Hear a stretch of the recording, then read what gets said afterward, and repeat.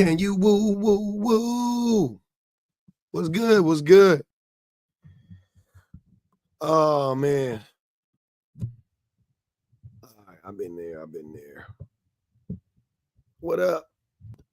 There we go. Yep. I told you I cut my hair off. Yep. Yeah.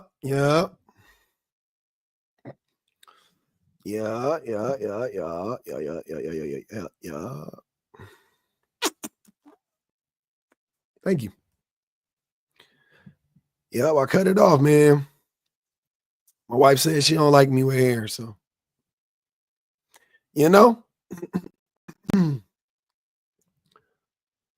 sometimes you just gotta cut it off. But here we are. Happy Monday, man. Happy Monday. Happy Monday. What's good with you? The girls are cute. They be coming and going. They'll be back. They'll be back. Yeah. I don't do nothing for the gaze of other people, but when my wife don't really say much to me about my looks. So if she says she likes something about me, you know what I'm saying? I'm gonna make sure we make it happen within reason. But hey, here we are. I hope y'all can see the prompt. Goddamn. I think you can see it. I think it's there. What's going on? Can you hear me? Yeah, I can hear you. Hello? Yeah. Oh, okay. I just want to know what you think about pair bonding. I don't think it's real. You don't think it's real? I think it's made up. Pseudoscience. So the studies on it and the brain waves, that's just all made up? Yeah, I don't think it's real. I disagree with it. I don't think it has anything to do with anything. It's on government websites. So? But it's all still made up. There's a lot of bad information on government websites.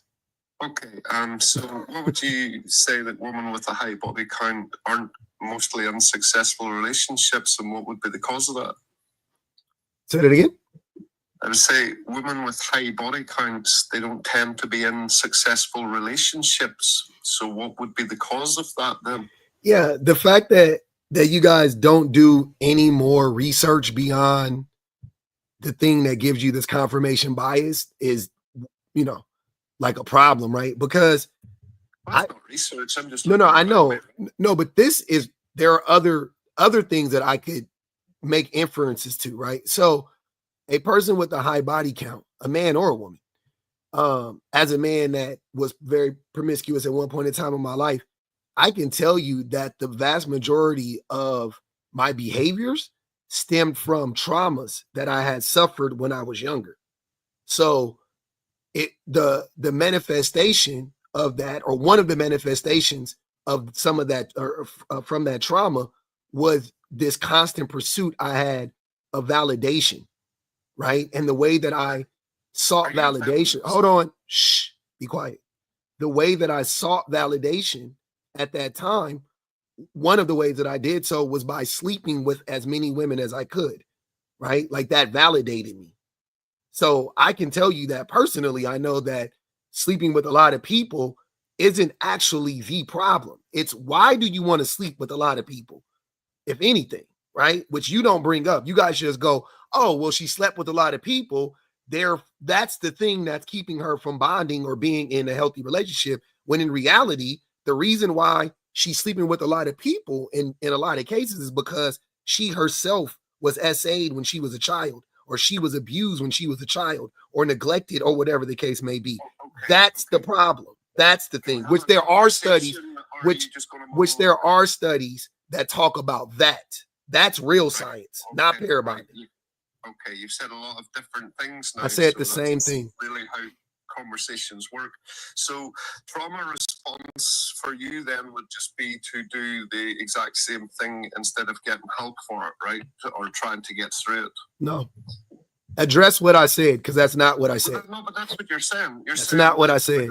Because something happened to them when they're younger, they go out and do the same thing. No. No. That's pretty much what you said.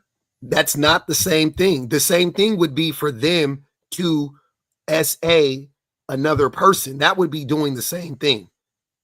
So instead of you you're not, hold on. Sorry. Yeah, hold on, brother. Hold on. Yes. Hey, shut the fuck up. Shut up. Jesus Christ.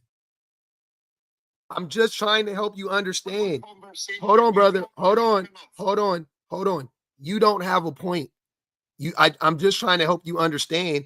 You didn't understand what I was saying. You shut up for a second. No, you didn't have a point. I do have a point. You don't. You literally just missed my whole point. You're acting like a child right now. I'm acting like a child. I fucking listen. And have a conversation, man. What are you talking? I'm the only one having a conversation. You're the only one having a conversation. Yes, I'm the only one making sense. Stop muting him. Go ahead. You're trying to argue. You're not trying to listen. I gave you the reasons why. Just keep talking. You're not having a conversation. You're not engaging. Okay.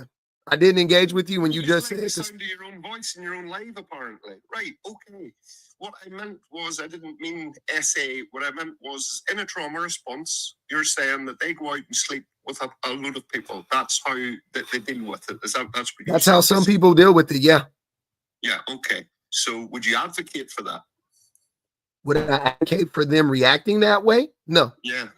No. Right. So it's not a good thing then. No. The sleeping with the people isn't a good or a bad thing. Hold on. See? If the driving factor is, be quiet. If the driving factor is the thing that needs to be addressed, promiscuity in and of itself is not a problem to me. I don't give a fuck. I don't care. I don't judge people for how many people you slept with. If the reason you're sleeping with them, though, is because there is this unhealthy hole within you that you want to fill by sleeping with a lot of people, that's the thing that I'm like, yeah, you probably should get that. You should probably address that, right? But if a person is healthy, because there are healthy people that just want to sleep with a lot of people, that's fine. I don't have any problem with that. I don't think there's anything unhealthy about that whatsoever. Okay, right. Well, you've already stated that it's not a good thing, and I wouldn't say people should do that. They should seek help in other ways, because there's a difference between men and women with body count. You are talking about your big body count, but you don't bring the same baggage into a new relationship as a woman does. Says who? Well, says pretty much anybody who's dated these types of women. Yeah. No. Yeah, it's you don't know me. You don't know what baggage I brought into my relationship. Oh, so you're a simp. You bring in. I'm married, you bitch. I'm not a simp. I'm literally married to a whole woman that I've been married to for 14 years. What's her body count? I don't know. I never asked her because I don't give a fuck, because I'm an adult person who doesn't care. That's what you're saying. No, I'm married and you're single. You're an incel. No, you're a simp. You're an incel. No, you're an incel. You are an incel. I have a partner. No, you don't. You don't. You're lying. You're lying. You don't. Would you want me to put her on the phone? Yes, put her on the phone right now. Let me talk to her. Absolutely. I'm just letting you know she exists. So okay. I'm bringing her in. Oh, if she's not gonna let me bring her in, then I don't. Hey, what's going on? No, it doesn't matter. That's okay. Oh, okay. All right. Okay, so now you got to run away from her. Let's have the conversation with her. I'm just not involved in your simp politics. So that doesn't even mean anything. No, it does. What is a simp? Tell me what a simp is. Hey, tell me what a simp is. You don't know the. Tell me what a simp is. Don't ask me a fucking question. Tell me what it is. I don't know. Tell me what a simp is. Tell me what a simp is, sir. You use the word. Tell me what it is. I can give you the acronym, yeah. No, it ain't. It's not an acronym. What is the? Nope. What does simp mean? That's what it is. It's simping over mediocre. You can't use the word simp in the definition. What does the word mean? I didn't ask you what the acronym. Hold on. Let's take this back. You called me a simp.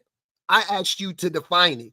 And in your definition, which you haven't given me, you said, I'm going to, hold on, shut up. You said, I'm going to give you the acronym. And in the definition, in the acronym, you use the word. That's not the definition. What is the definition of a simp?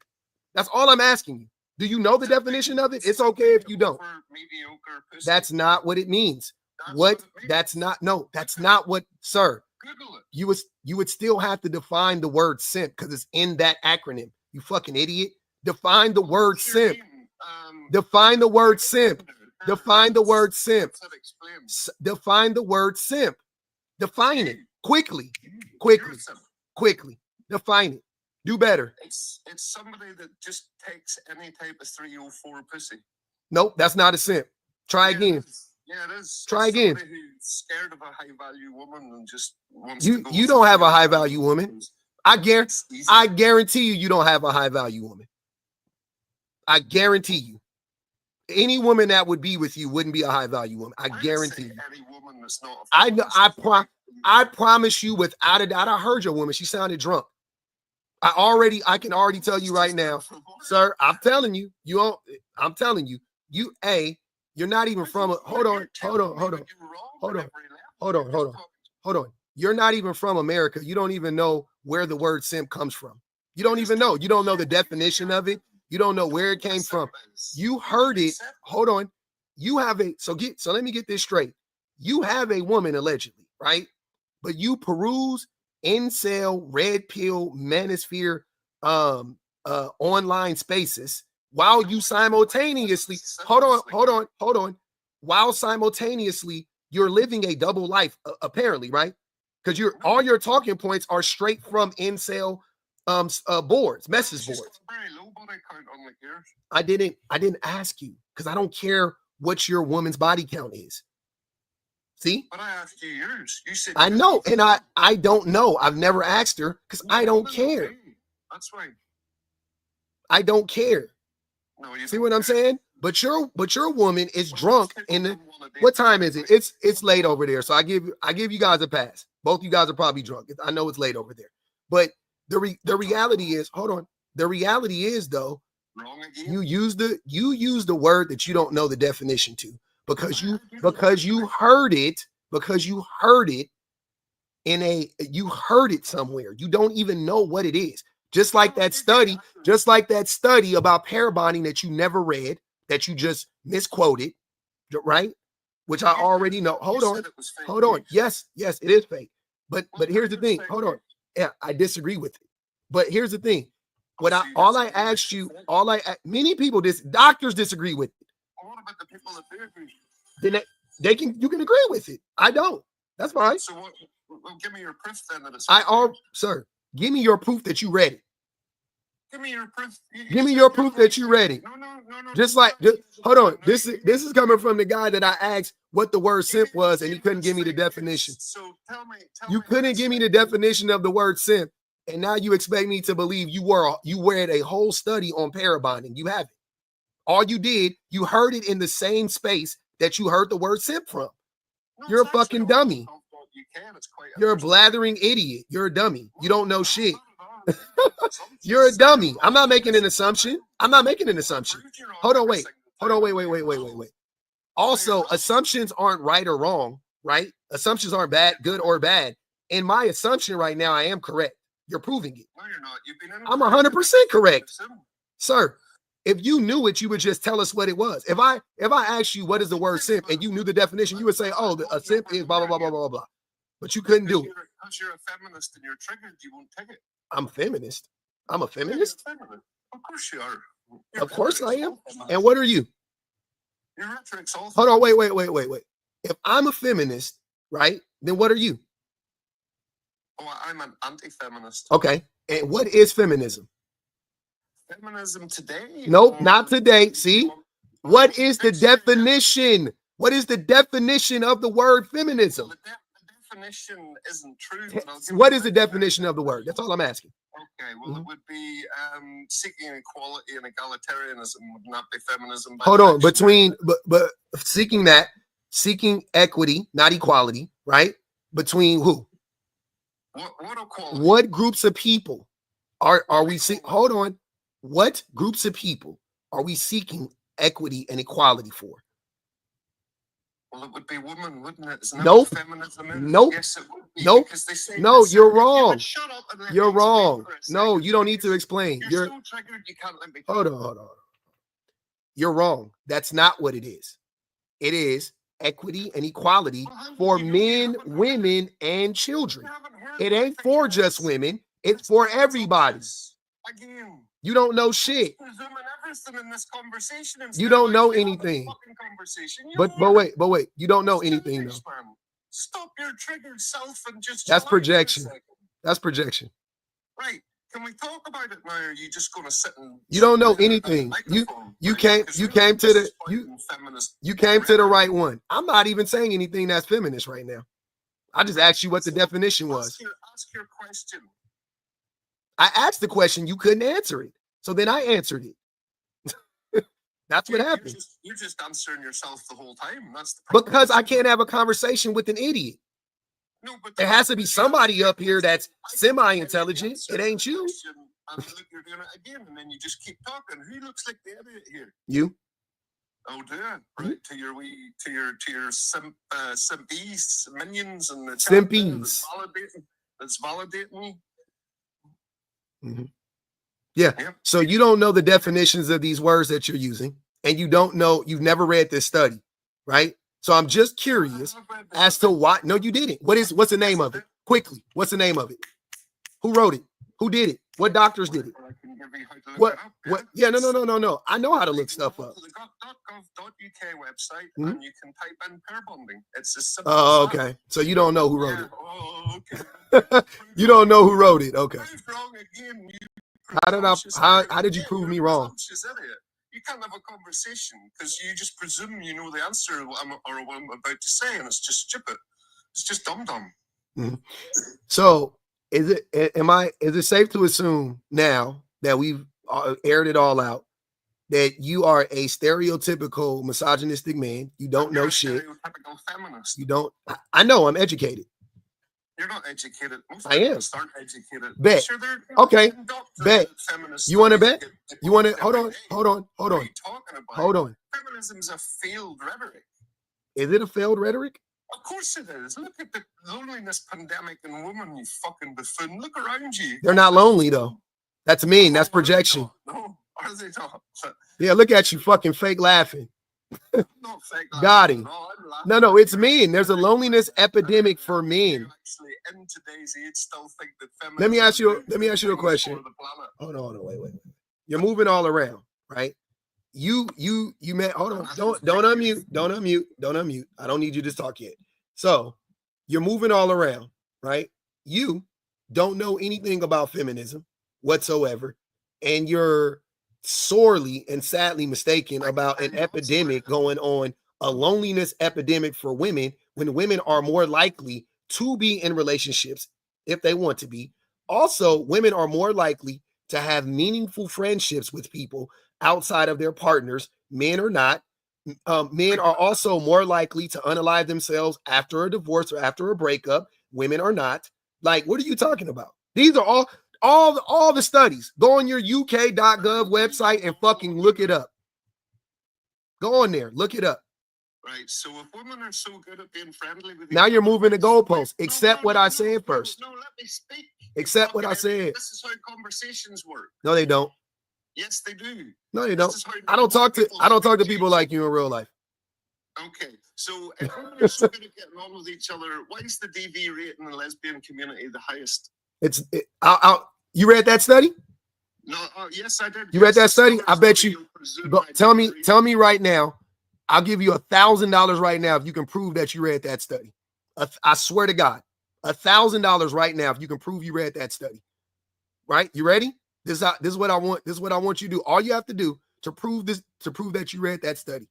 One simple question, right? How did they come up with that number? The rate of violence for lesbian women. How did they actually come up with that? It's actually woman on woman. No, it wasn't. How did it wasn't. Yes, it is. It's no, it wasn't. Relationships. No, it wasn't. No, it was. Okay. So you never read it. Yes, I did actually. You never read it. Stop lying. Stop lying. Stop lying. I'm talking about the same study. I'm telling you how to look it up. I'm telling you. You don't tell me how to look it up. You tell me what it says. Because you presumed I didn't know again, and I know you don't know because you just gave a wrong answer. You presumed everything, and you presumed wrong every single time. No. That makes you look like an idiot, my friend. No, it doesn't. Yes. You just didn't read it, and I know you didn't read it. I know you didn't read it. No, excuse me. If you want to ask a fucking question, let me answer it. Why would I don't give a fuck about your answer? I couldn't You're a liar. Word for word, but I can tell you I read it. You didn't read it. I did read it. No, you didn't. I read the parable. You're a bot. Sir, you're a bot. I've talked to many and plenty of idiots like you on this. Sir, you're a bot. You're not a real person. You're a shell of a human being. You're a liar. You're a habitual liar. You've already proven it on this live. You're a bot. You don't know what the word means. Why would I get offended by a man using a word that he doesn't know the definition to? Like, think about that. You don't even know the definition to the word. Why would I be offended by it? Definition to what word? You already know the word. The word I've told you to tell me the definition to 17 times. The acronym I give you. That's not the word. And then explain to you. I didn't ask you what's the acronym to simp. That's a different question. That you don't know the definition of the words you keep using repeatedly. What word? Bro. Oh my goodness. Black Star said, you get media. Hold on. Black Star said, you get mediocrity from regurgitating red pill BS. Yeah. I don't care what your minions say. Then why are you here? I never understand that. You wanted me to come up and talk about your prompt. You came up. You came up. Because you've got a prompt that people come up for, right? I'm okay with you coming up. I'm saying that's dumb to say. I don't care about your opinion. Like, you're here because you care, obviously. Or you wanted attention, and that's fine. Either way. No, I didn't want attention at all. I came in to try and have a civil discourse with you, but you decided to just monologue and play to your simps in the chat. So everybody's a simp that disagrees with you? No, well, anybody that's a feminist is a simp, yeah, for sure. So women are simps too? Well, if men are feminists, they go against themselves. It'd be pretty stupid now, wouldn't it? How am I going against myself? Well, so you're saying that feminism cares about men? Yes, it does. Okay, what does it do for men? I just told you, see? You don't listen. It is about the equity and equality between men, women, and children. So they want men also to be free of the constraints of the patriarchy, because the patriarchy hurts men too, right? Like the way you're a working, hold on, sir. Are you a working class white man? 1 point at a time. This is the same point. Right. Where does the patriarchy exist? Everywhere. Where? It exists in your country. It exists in my country.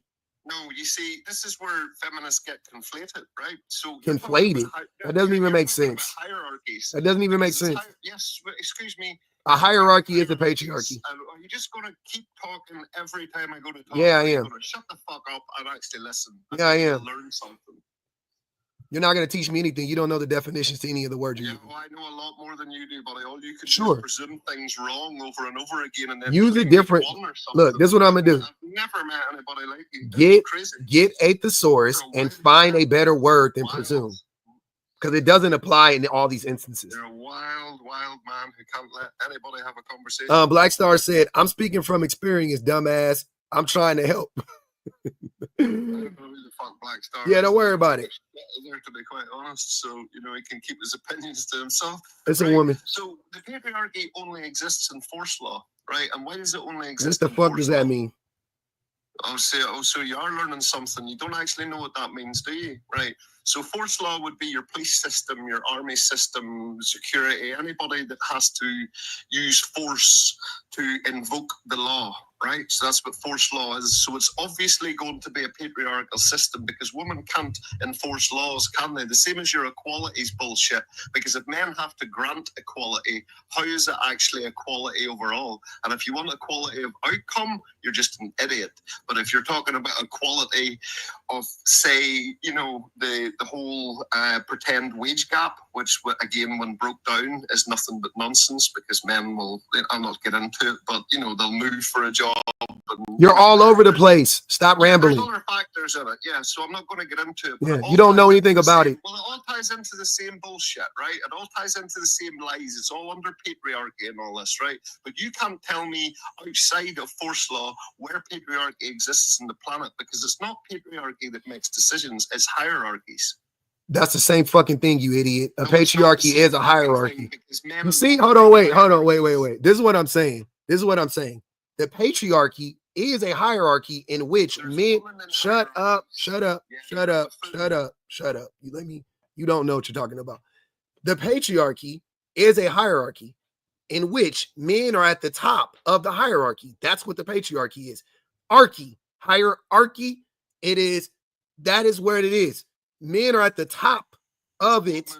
Women are lower down. Children are lower down. Whatever you want to say. It literally is a hierarchy. It is not about egalitarianism. It is a hierarchy. When you said feminism is about egalitarianism, that means there is no hierarchy, right? Egalitarianism by definition means there's not a hierarchy, right? That's the point. So feminism would be the cure to the hierarchy that is the patriarchy. You're saying it only exists. Shut up. You're saying force law, which is a made-up term you just made up. They don't even use that term in your country. You don't know what the fuck you're talking about.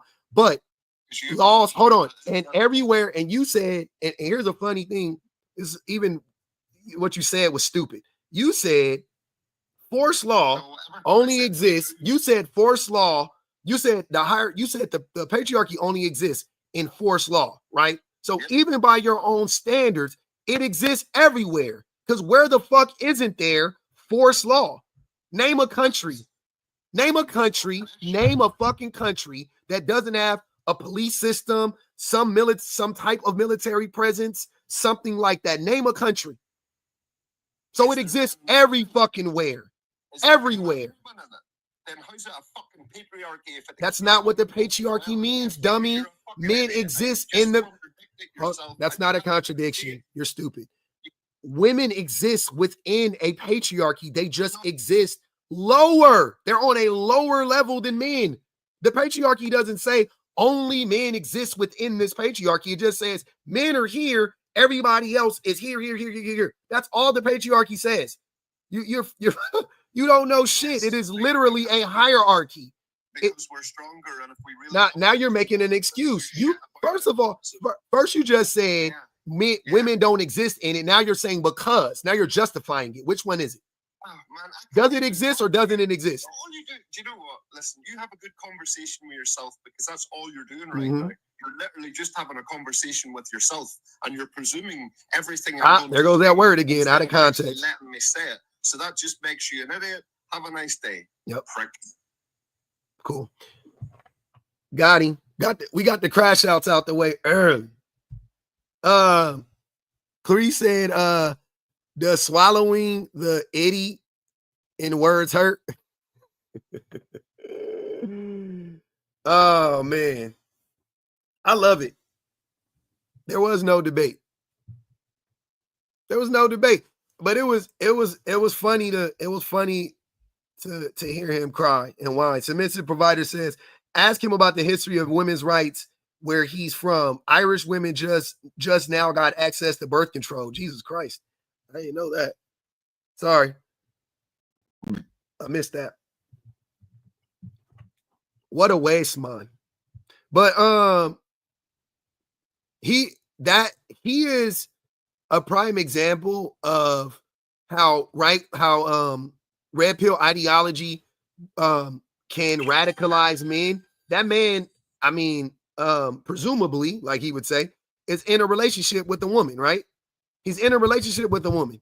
So he says, How are you in a relationship with a woman, but you have all of this hate and vitriol for women? Right? You're in a relationship with a woman, but you're like, oh yeah, everything women says is poisonous and toxic and da da da da. You know what I'm saying? Like, why would you be in a relationship with a woman? Why are you getting all of your talking points from incels who don't like women, but you are in a relationship with a woman? That seems counterproductive. They don't listen, sir. They don't want women. You are with a woman. Why are you in a relationship with a woman? And why, while simultaneously listening to incel content, consuming incel content? That's crazy. That's wild. He sounded like that boy from the show Adolescence. Like he got radicalized in his room on his on his cell phone at work. And he just got up here and just started regurgitating all their dumbass talking points and thought it was like gonna fly. Why don't you let me? Because I already know what you're saying. You're simpies. You're a simp. What is a simp? Oh, I don't know, but I can tell you the acronym where I use the word simp in it. Okay, cool, buddy. What does the word mean though? Making up terms, force law. What the fuck is force law? Force law isn't even a real thing. It's not even in Ireland. That's not even a real thing. Laws are enforced. You can enforce laws many ways, but laws are enforced. The majority of ways, yeah, that's what I thought it was. But the majority, the most common way to enforce laws is through the threat of physical violence or violence in general. That's the way you use it. That's the way laws are enforced. Like, what the fuck are you talking about?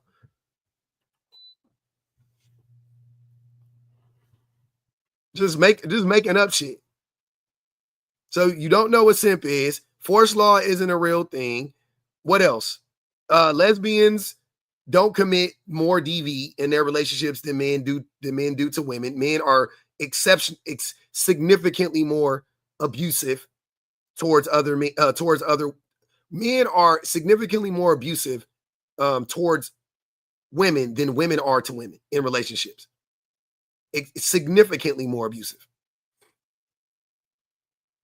It's like not even close. Pair bonding. You never read that before. You don't know what the fuck pair bond. You don't even know what it is. I should have asked him what is pair bonding too, because I bet you he doesn't even know what pair bonding is. He doesn't know. He didn't know what pair bonding was. He didn't read the study. But all of these things are what they all say every single time. It's the same talking points. But the bottom line is men are obsessed. Men are obsessed with body counts because they fear competition. Men are obsessed with body counts because they fear competition. And trying to find some pseudoscientific article or, study, quote, air quotes, about pair bonding that prove, because on its face, it doesn't make sense. On its face, it doesn't make sense. Just because you sleep with a lot of people doesn't mean you can't bond with somebody that you like or love. That's crazy. That makes zero fucking sense. That makes zero sense. Y'all have to stop telling that fucking lie. And the funniest thing is men are proof that that's not the truth. Men are proof that pair bonding isn't a real thing, right? And here's why. Because men, regardless of our body count, we cannot bond with women. We could be virgins at 30. We can be virgins at 20. We can have 2 bodies by 40. We can have 3 bodies by 37. We cannot bond with women.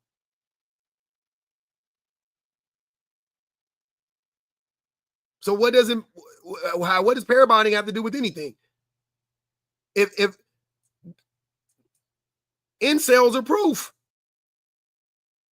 The men that can't bond, the men that have zero chance of ever bonding with women are the ones who are celibate involuntarily.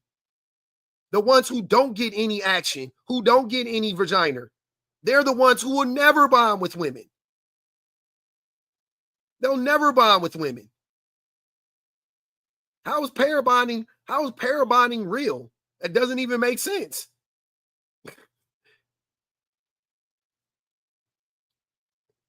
I never heard a man with a big dick ask about body count. I don't, man. What are you saying? I gotta hear this. What are you saying? What? Oh, I was just making what I think might be true. Yeah, I mean, the women don't want those guys. That doesn't mean they couldn't bond with women. The women don't want them. They can't. Two things can be true. No, they can't bond because women don't want them, and a reason why is because they can't bond with women. Like, that's the reason why. But it's not because of their actions and their choices and the way they like treat women. Which would make it impossible for them to bond with women. Exactly. I mean, most women. I guess you can just say all women, sure. Like, because if you're 30 or 7, 40, 45, 50, I mean, I guess there's a reason why because most people don't want to stay single, right? Most people don't want to stay single. There must be a reason if you're that old. I guess that's what you're saying, but that's not what I'm saying. I'm saying at whatever age you're at, right? If women are avoiding you like the plague, that is proof that you can't bond with women, that you struggle bonding with women. That's my proof, is that women are avoiding you. If you could bond with women, women wouldn't be running from you like the plague. That's what I'm trying to tell you. That makes sense. Yeah, I don't know much about the. To be honest, I haven't read into any of the pair bonding studies at all. I don't think it's probably not true. Surface level, I think it's true for like animals and stuff. I guess in biology. But you're saying it doesn't ever work in humans? No, we're not animals. No, we're not animals. I mean, I'm saying we're not like, you know what? We are animals, whatever, in the most literal sense. We're not like any other animal, though. That's what I'm saying. We're not like any other animal. Yeah, I agree. So we have to stop saying walruses and bringing up fucking goddamn wolves and foxes and shit. Like, bro, you know what I'm saying? Like, let's be so fucking for real. I'm not a fox. You're not a fox. I'm not a wolf. You're not a wolf. I'm not a walrus. You're not a fucking baby seal. Let's move on. Like, we are human beings. Let's talk about human beings, right? You can hunch 100 motherfuckers and find one person you love and love them for the rest of your fucking life. That's true. And you can never find it, and you can never hunch anybody and never be able to bond with anybody. Or you could hunch 100 people and still not bond with any of them. Exactly. There's so many. See, the complexities of humanity. But let's see. Men are obsessed with body count because they fear competition. That's interesting. And meaning, do you think competition, obviously, is to an extent, it's good, right? No. In dating, is it good? No, I don't really. I mean, I don't think it's a good or a bad thing. I don't look at it. We shouldn't need. We don't need to compete. No, I know, but that is inherently what it is, right? In the dating scene, and for men, maybe for women too, it's competing with each other to find a mate or a partner. Is that not what it is? No, it's not good. No, I'm not saying it's good or bad. I'm saying that's what's happening, right? Where we can the competition is happening. It's just not good, though. Okay, but it's not good. But you're also saying it's not bad. No. I'm saying it's bad. I'm saying competition in almost every instance, outside of like specific instances, it's bad. Because cooperation would always be better than competition. No, I understand. What would it look like if there was no competition in dating? it would look like people would be able to just get to know, like men would mask less. They would have less of a reason to lie and manipulate. I agree, but that would also mean that there wouldn't be lots of men going after the same woman, right? That too. So I'm saying, what would that look like? Let's say the first person that's into a woman, she just picks him, or she No. chooses him. And No. Okay, but if she chooses someone else, then, or if she's siphoning through all these different men, inherently there's competition. Cycling. My bad. Yeah. Then inherently there's competition. Now we know there's competition, but I'm saying without it's not a competition though. That doesn't make it a competition. Or maybe we're just defining competition. I'm just talking about like being multiple options and like multiple different people vying for the same person's attraction. It's inherently competition. That's what I'm saying. With who is in the competition? The men don't know they're in the competition. Men with other men are in the competition. But you don't know you're in a competition with another man unless you're just assuming that every single woman. A lot of times you might. A lot of times you might know you're in competition. You may not be in direct competition, but if a woman is texting you and 10 other people, you might be in competition. You have no idea. You have no idea. And that is, to me, that's like the loosest way we can use the word competition. Like the loosest. Like, that's crazy because I've never thought that I was competing with another man when I talk to a woman, ever. I never thought that. Okay. Oh, no, I'm sorry. That's a lie. Wow, I almost forgot. The one time I thought that was, and here's what I'm saying. This is how I know it's bullshit. My example would be proof that it's not a competition. So my ex had broken up. She had just broken up with me. You know what I'm saying? We were probably, we were like figuring things. We were in that figuring things out stage. We had been together for like 6 years. So we were like dating back, still seeing each other, hooking up, whatever. And I was trying to get back with her, right? So however many months into that, 2 or 3 or 4 months or whatever it was, she told me that she was talking to some other dude. And, of course I was like, I felt some type of way about that. I was insecure, whatever the case may be. It triggered a lot of emotions inside of me, all negative, none positive, right? Now, she wasn't telling me that so that I could step my game up or anything. She was just telling me that to be honest, right? Yeah, women do that. Women are more honest. No, I know. So in her mind, there was no competition, right? Hold on. There was no competition. The problem, the way that I interpreted it, I interpreted like a stereotypical man at the time. I took it as like, oh, I'm in a competition with this man. But in reality, right, if I was in competition with anybody, I was in competition with myself and or with her peace, per the usual. And the reason why she didn't choose me wasn't because that other man was better. It's because I was bad. You see what I'm saying? It had nothing to do with the other man. She wouldn't, whether that dude was there or not, I wasn't going to make the cut. Well, I understand, but we're just defining competition differently. There still was competition for you, even though... No, there wasn't. Listen, sir. For the competition theory to work, everybody would have to be involved. The woman especially. But she was not the judge. She wasn't, it wasn't a competition for her. She wasn't like, oh, well, I have Public and I have this new guy. I have Marcus, and which one is better? Like, that's not what was going on. I made all of that shit up in my head. There was no competition, though. That's what I'm trying to tell you. I made it up. Again, we're just defining competition differently. To me, competition is if there's any other option besides myself and I'm going against, that's competition. It might be shitty competition. It's still competition. Like if I'm racing against you, you're my competition. You might suck, but that doesn't mean you're not competition.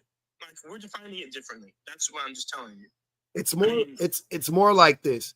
Imagine running a race where it doesn't matter what you can run the race with other people. Like a marathon, right? You can run the race with other people. But what you're trying to do is you're trying to you're trying to hit your best number ever. You don't care what other people are doing, right?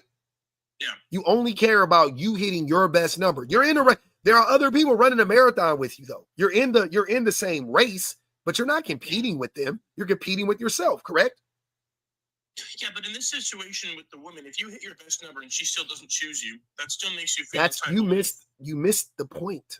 You missed the point. The woman would be the runner, not me. I'm sorry. We're all runners in this race. That's my point. We're all runners. We're just in the same race. I'm trying to be the best person I can be. She's doing what's best for her. He's doing what's best for, you see what I'm saying? We just so happen to all be in the race of dating. That's it.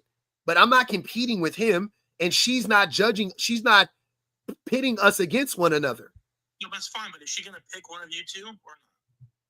Yeah, she ultimately, no, you missed the point. She didn't pick him. She didn't choose me. Okay, I understand. You see what I'm saying? She didn't pick him over me. She didn't choose me. And her not choosing you, did she choose him? Listen, those are two separate transactions, my brother. That's what I'm trying to tell you. Like when you go to it, and because I know I sold cars. If you go to a car dealership, right, and you want to trade in your car and you want to buy a car, even though it happens simultaneously, those are two different transactions. Because I can go to a dealership and sell them my car without getting a new car whatsoever, right? And I can go to the dealership and I can buy a new car without me trading in a car, correct? Yeah. But when I go to a dealership and I trade in my car while simultaneously selling my car, those are two separate transactions. Those are two separate transactions. They're happening at the same time. I get it. And they might even overlap somewhat. I get that too. But they are two different transactions. The same way when she was dating me and dating him simultaneously, those were two different scenarios. They were completely devoid of one another. What her and I were doing had nothing to do with what him and her were doing. That's what I'm trying to tell you. So yes, after her and I broke up, she eventually got with him. But my point is, had he not been there, she still wouldn't have chosen me, which proves that I wasn't in competition with him. It had nothing to do with him. Do you think there are not situations where women do date more than one guy at once and are choosing between the two? No, I don't think it's possible. That's what I'm trying to tell you. It doesn't even make sense. But how is it not possible? How are they competing with one and they don't even know? I'm not saying they're competing. I'm saying. How are they competing? What are they? I'm not understanding. Where's the competition? I didn't ask you that. I said, is there a situation where a woman can be dating two people at once and choose between them two, and she is definitely choosing between one or the other based on how they are for her? Yes, but again, two separate transactions. Two different things are happening right there, brother. That's what I'm trying to tell you. Let me just break. So for it to be a competition, what needs to take place? Everybody has to be knowing they are in a competition. What's that movie called with Reese Witherspoon and the two guys? I think Hardy is in it, and I can't remember the names. But anyways, and they were like spies or something. Like, this means war. Yeah. Like, this means war is what comes to mind when I think of like a competition between two men. Or between, you know what I'm saying? Like, it has to be as goofy as that. Like, because what are you doing? Like, okay, so here's what I'm saying. Even if you know the woman is talking to another man, you don't know what he did for her. And you don't know the conversation. You have no idea. So just because you know she's talking to another dude, how are you in a competition? God damn it. Sorry, you cut out. Yeah, my bad. So just because she's talking to another dude, how do you know you're in a competition? How do you know? Because I assume that he's trying to, Sorry. buy for her. Hold on. Wait. I got a question for you. And I guess, don't get me wrong, I'm not saying it's not possible. What I'm saying, in the vast majority of cases, when you compete against a person, right? Like, again, if we run a race, it's not like I don't know what your number is and I don't know what your time is, or we're not physically in the same race together, correct? Like we can see everything that's going on, correct? Okay. So that's what makes it like a fair competition, right? So in this scenario that we're describing, this made up scenario, if the woman is talking to another man or 5 other dudes, what is the likelihood that she's telling me what those other men are doing for her?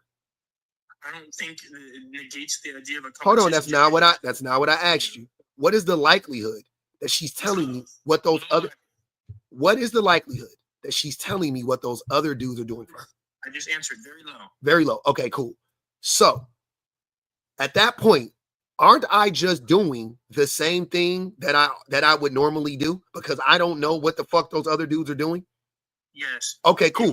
Okay, cool. So how am I in a competition with them when I'm just gonna do whatever I'm gonna do anyway? Because I still know that there are other options for her in that moment, and that she is still going to have to choose between one or the other. Look, sir, by that logic, it's always a that's what I'm saying. You're always competing with somebody or something. 99.9% of the time is a competition with somebody.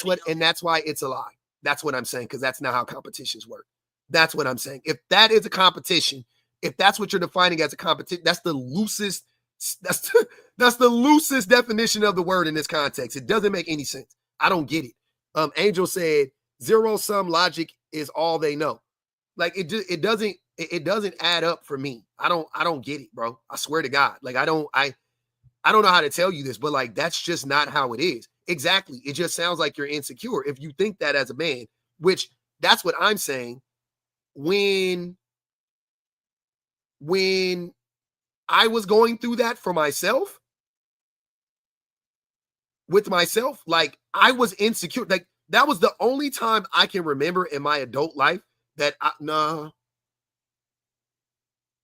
damn, man, I could think of another time too. But that was the first time I could say in my adult life that I could truly say that I was ever insecure about my woman. You know what I'm saying? Like leaving me or like her choosing another guy, like anything like that. That was the first time I had ever experienced anything like that. I didn't know what that felt at that age. I was 20, 23, 24. I didn't know what that felt like. I had never experienced that. I didn't experience that when I was in high school, when I was dating. I hadn't experienced it at that time. And I had only been with her, I was with her from high school until I was in my early 20s. Right? I was engaged to her, everything. So I had never experienced it. I didn't know what that felt like. I didn't know what it felt like to feel insecure in a relationship in that way. I had no idea. So that was the first time that I felt like that. And I was like, after everything happened, I realized that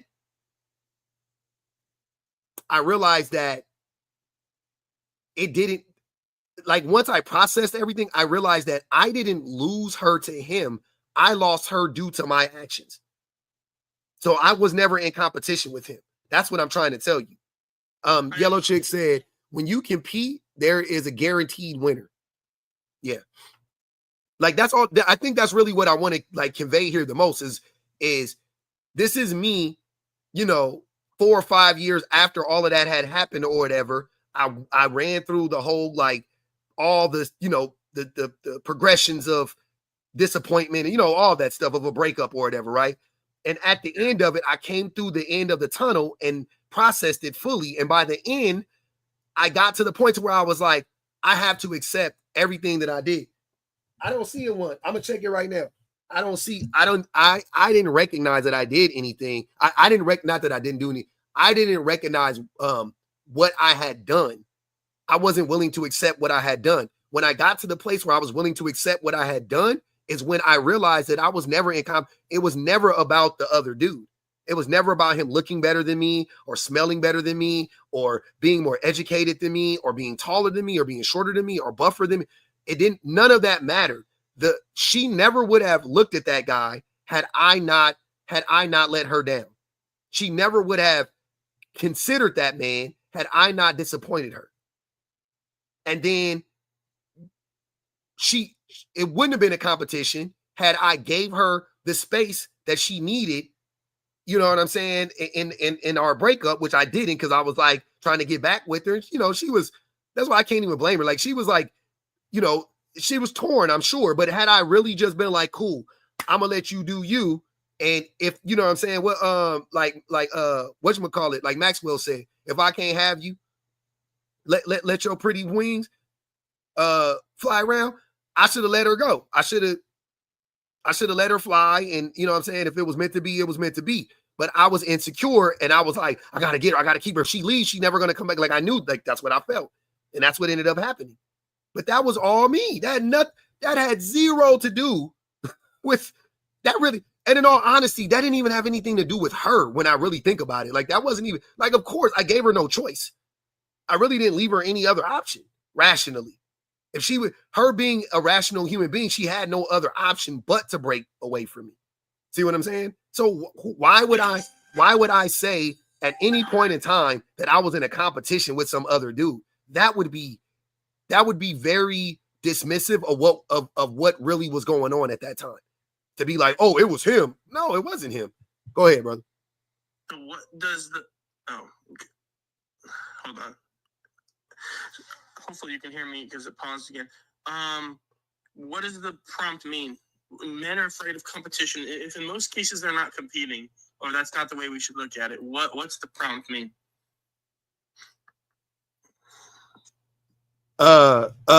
Auntie Olympic said breathing is competition based on your logic, Pinhead. Like anything you do is competition at this point. What does the prompt mean? So the reason why I'm saying men fear competition is because men are so ego driven that they think that men project so much. We think that if our woman has slept with a man that has a bigger schlong than ours, or you know, whatever is more please her sexually more, or whatever the case may be, that she will long for that man while she's with us and potentially leave us for a man that, you know, fits that mold, right? But that's men who do that. So we are just projecting that onto women. But in reality, that woman is with you for a reason. She could be with that man if she wanted to be with that man. She could be with that man right now if she wanted to be with that man. That she's with you should be the thing that reassures you. But again, men are going, well, women are like, you know what I'm saying? Like women are probably thinking like me. And I still long for those women. When I'm having sex with my woman, I'm thinking back, I'm replaying all the ass shots that I gave. You know what I'm saying? Miss such and such from 2 years ago. I'm replaying back in my mind all the back shots that I gave, you know what I'm saying? Cindy or whatever. But now I'm sleeping with Sally. You know what I'm saying? Like that's what men do. Men do that shit all the time. Men are always looking for the next best thing in the bedroom and so on and so forth. Women don't even get satisfied. Women don't even get satisfied sexually. Women don't even get satisfied sexually by the vast majority of men, if ever, right? So to think that like she got this golden dick nigga in her you know what I'm saying? Like that she done slept with is what, like more than likely she ain't never met that nigga. And here's the thing, you can be that man. Like you could be the man if you wanted to be the man, but men don't want to be the man. They don't want to be the man that actually satisfies the woman. We just what we would rather be is the only man the only man that she's with, because we're so unsure of ourselves, and we don't want to do any work. We don't want to do anything to better ourselves in that way, that we go, well, the best chance that I have is she's never slept with anybody, or she only slept with one or two dudes. Yeah, that's the thing. So they fear they fear that competition. They look at that as a competition. They're like, oh, like shit. That's the competition, by the way, that they have built up in their own brains. That's not even what women are thinking. That's the competition that they built up in their brains. Like, oh man, she's gonna. Oh my goodness, what am I gonna do? Somebody else made her come. Oh my God, I'll never be able to do that. Like, it's crazy. I'm like, you can just be that guy, because I don't think women are running around fearing not sexually satisfying their men, Because the motherfuckers is busting every time.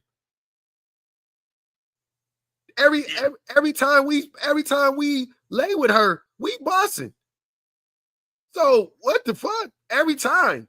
Our proof is they see our proof. Let me put it like that. They see our proof. They see the proof that they satisfying us.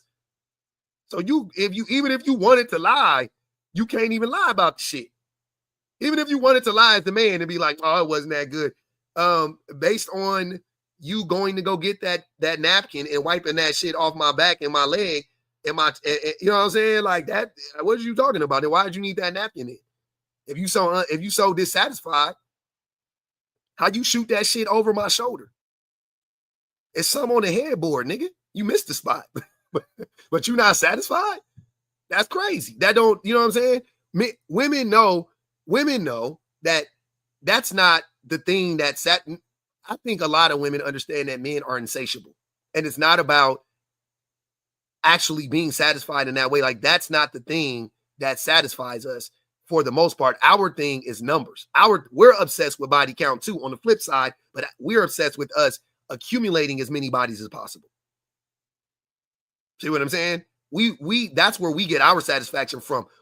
By the way, whether the Smex was good or bad, we don't care, because what men will say, I've heard this when I've had these conversations, I've heard this out of most men's mouth. I ain't gonna even hold you.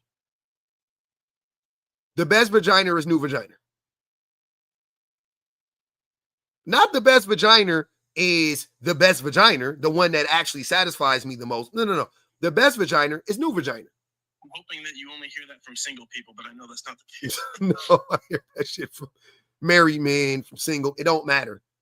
The best vagina is new vagina. So I'm sitting there going, okay. So it's not about any, you know what I mean? Like, it's not about the connection to the person. It's not about none of that stuff. It's literally just about quantity, not quality. Well, that's the problem. Yeah. That's just, yeah. And so women are going, I can't do nothing about that. Like, you know what I'm saying? It's only me, right? It's only one of me. And they don't try to compete with that. That's the thing. Like, women aren't trying to compete with 100,000 women. They don't have to. They do. I'm saying based on, listen. Men just go to them though. They don't really have to do No, you're missing the point. A woman in a relationship with a man, I'm saying she would, I'm saying based on your logic, because men are always looking and always interested in the next best thing. The woman that he has could be sexually pleasing him every night, but that's not the thing that he's looking for. He wants quantity. She knows she can't compete with that because she's only one person. So women just, they don't even try to compete with that shit. I mean, at best, they'll dress up a different way and wear a wig or some shit like that on a random Wednesday night. Fine. But they not really like, they not like, oh, we could bring a new woman in the bedroom. Like, most women ain't down for that shit. Like, bringing women in, bringing other sexual partners in. Like, women ain't, you know what I mean? The average woman is not, role play at best. That's the best we get. Role play. And role play is awesome. Role play is beautiful. I love it. 10 out of 10. I recommend. But that's it though. Like, that's, you know what I'm saying? Like, that's all, like that's really, that's it. But men want women to allow them to sleep with her and then go out and sleep with 10 other women. Like, that shit is crazy. That shit is really wild. That, like, the audacity is crazy. It got to be on sale somewhere. Because I'm like, I don't know. I would never, like, me personally, I would never ask for that. I think that's fucking wild. And maybe because I'm too afraid. I don't know. But I'm also not interested. But I'm just saying, though, like, that's just wild. This is a wild concept. Like bro, you can barely satisfy the one you with. You want to bring 3 more in? You want to ask her to why? If anything, let her fuck another dude, because you not fucking her. Like, you know what I'm saying? More than likely, you ain't made her bust in months, maybe a year. So, I mean, shit, if we going off of being sexually gratified and satisfied, why not let her fuck another nigga then? That be the shit that be blowing my mind. I'm like, if we just looking just on some real shit, looking at it through that lens again, because every time I lay down, I finish. Every single time. Unless the kids bust in the room or a fire happen outside and they hit a fire alarm and we got to get out the house, I'm finishing. What's going on? That's 99% of me. And I've asked every man, hey, when you have sex, do you every single time? Exactly.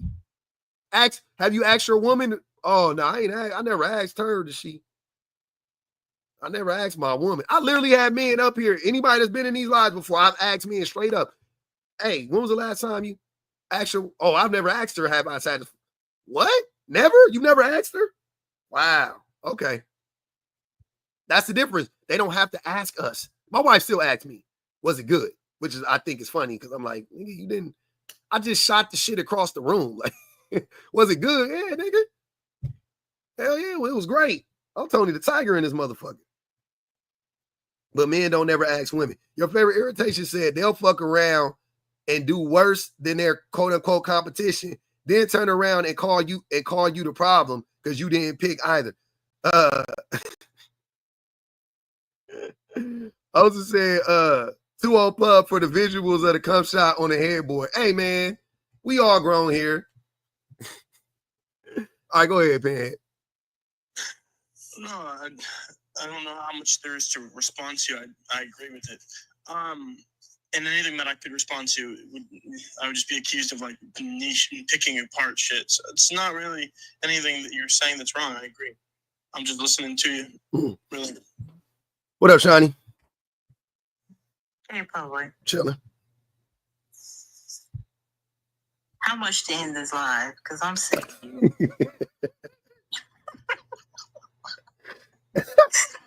What I do, man? I didn't even do nothing. You say that. I did. I promise y'all I didn't do nothing. We just having a friendly conversation on a Monday. That's it. I hate how y'all try to act like we not grown. Siren said we not all grown. That's wicked work. Wicked work. But go ahead. You got it. Oh, well, I was going to bring up from what the last guy came up here and said. Why? I feel like y'all bring up pair bonding. I feel like it's like the equivalent of y'all, like that's like y'all's new version of like soul ties to kind of justify like why women should be like still attached to you after y'all had relations. Is that what's going on? Yeah, that's what it is. That, like soul ties and pair bonding are kissing cousins. They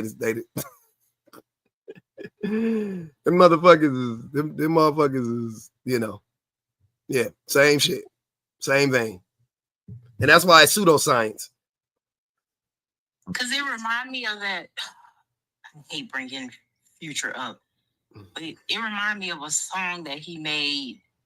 Something about, I don't remember the exact lyrics, but it was something about like once I hit, like you were part of my collection. Mm-hmm. That shit's so weird. Like, why do y'all? I don't understand this this logic behind like, oh, once like we have relations, like you attached to me forever. Like that's not how none of this works like this. Like, why do y'all say stuff like that? And I feel like y'all do it to try to, it's like a scare tactic towards women to try to like keep them in line. And it don't work. Yeah, it's a way, it's a scare tactic, and also it's like on the way out, just a way to like try to shame her.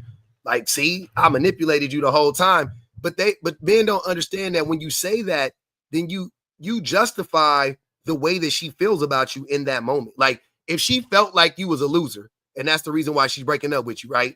And then you on the way out the door, you say, well, that's why I still fuck. Then she goes, oh, see, thank you for saying that. You're the exact piece of shit that I thought you were this whole time. Thanks for, you know what I mean? Like confirming that for me. So it's dumb. Like if anything, on the way out, you should say, I will always love you or some shit like that. Like really make her like, Like, if you gonna really hit her with some shit to like if you like, don't be petty, nigga. You stupid. You want to have her like potentially like, oh man, was he the one? Nigga, tell her how much you love her. Tell her how much, you know what I'm saying? Like, that's the shit you really want to do. Once you tell her, oh, I still hit, you're done. You're a dummy. You're out. That's all the yes. Thank God. You're the exact piece of shit that I thought you were. Thank you. So manipulate her instead? Either way is manipulation, sir. I'm saying, looking at it, men are just dumb because men actually think that that's the thing that's going to piss her off, when in reality, that's the thing that's going to just rationalize everything that she thought about you. She thinks you're a piece of shit. You on the way out confirm you're a piece of shit. That's what I'm saying. And you're only doing that, like Shani said, as a way to manipulate her. That's a manipulation tactic in and of itself. So either way, the man's trying to manipulate her. And then even with like these like body count conversations, when they do bring up pair bonding, I'm like, okay, so what happens if like I have relations with you and then we're not attached? Then what? Y'all gonna still try to force this idea that some type of like pair bonding or soul tie works, when it's like I got what I wanted.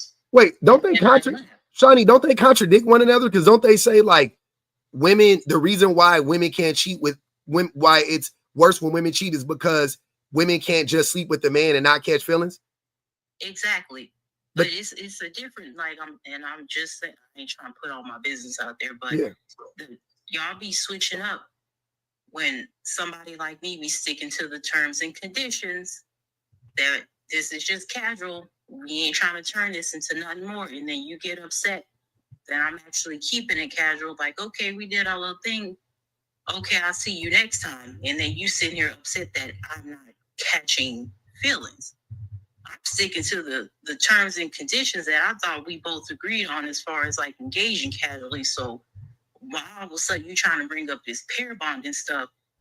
Because we're on an equal playing field when it comes to us engaging in casual sex, and you don't like it. So now you're trying to have leverage over me to try to get me to fall in line when that wasn't the original terms and agreement to begin with. Now I'm the hoe. Mm-hmm. Because I know how to keep it just hunching on you and then going about my business.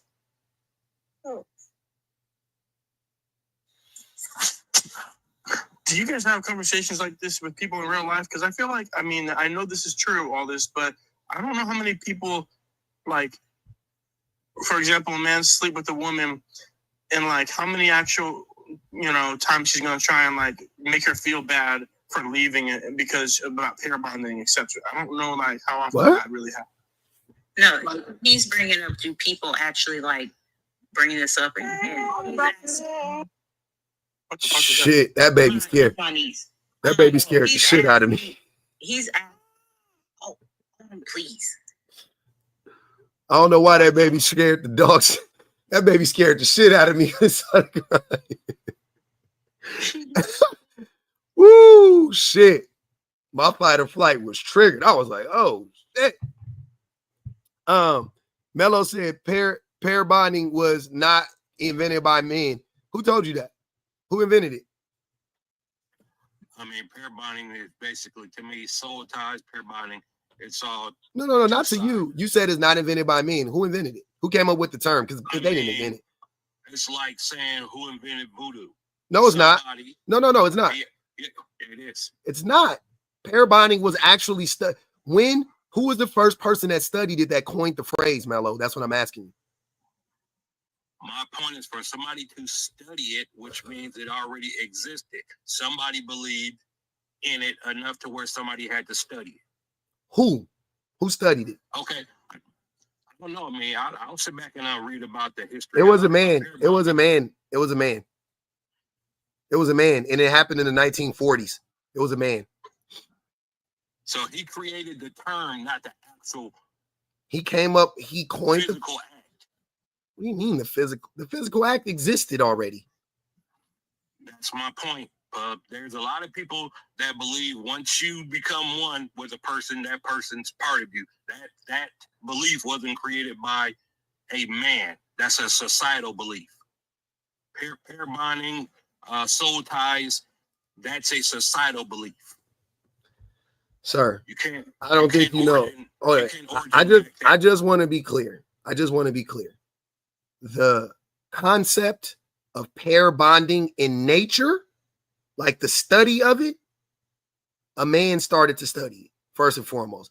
Secondly, and he came up with the phrase. Secondly, soul ties.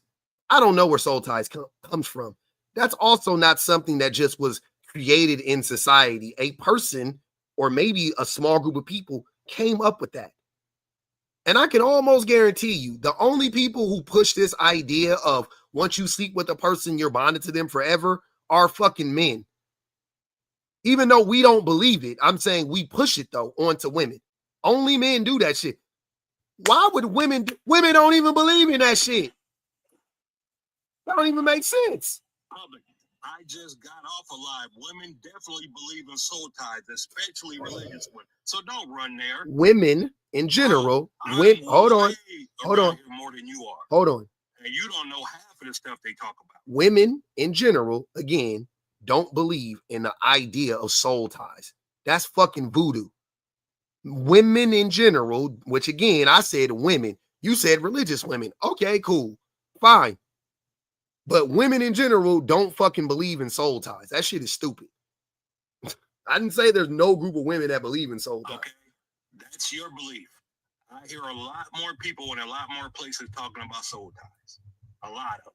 I don't even hear the term soul ties. You guys use that term? Is it not clicking that you're hearing this from a subset of women who are potentially religious and or pick-me's?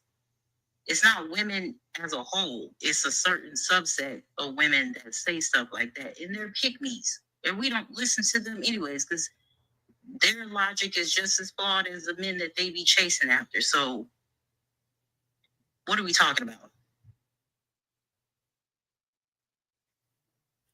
about? I'm about 99% sure that soul ties also, the concept of soul ties were created by me. I'm just looking it up right now. I haven't gotten to the bottom of it yet, but even just so far, cursory search, I believe it's men. It came from the church. And we all know that men run the church. Yeah, I'm gonna go out on a limb.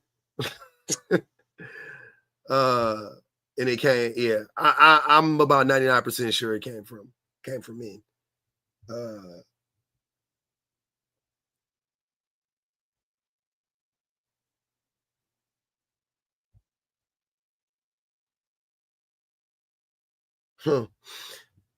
Yeah, man. So I mean, I brought you up because you said soul ties and pair bonding weren't created by men, but both were created by men. I know one of them is 100%.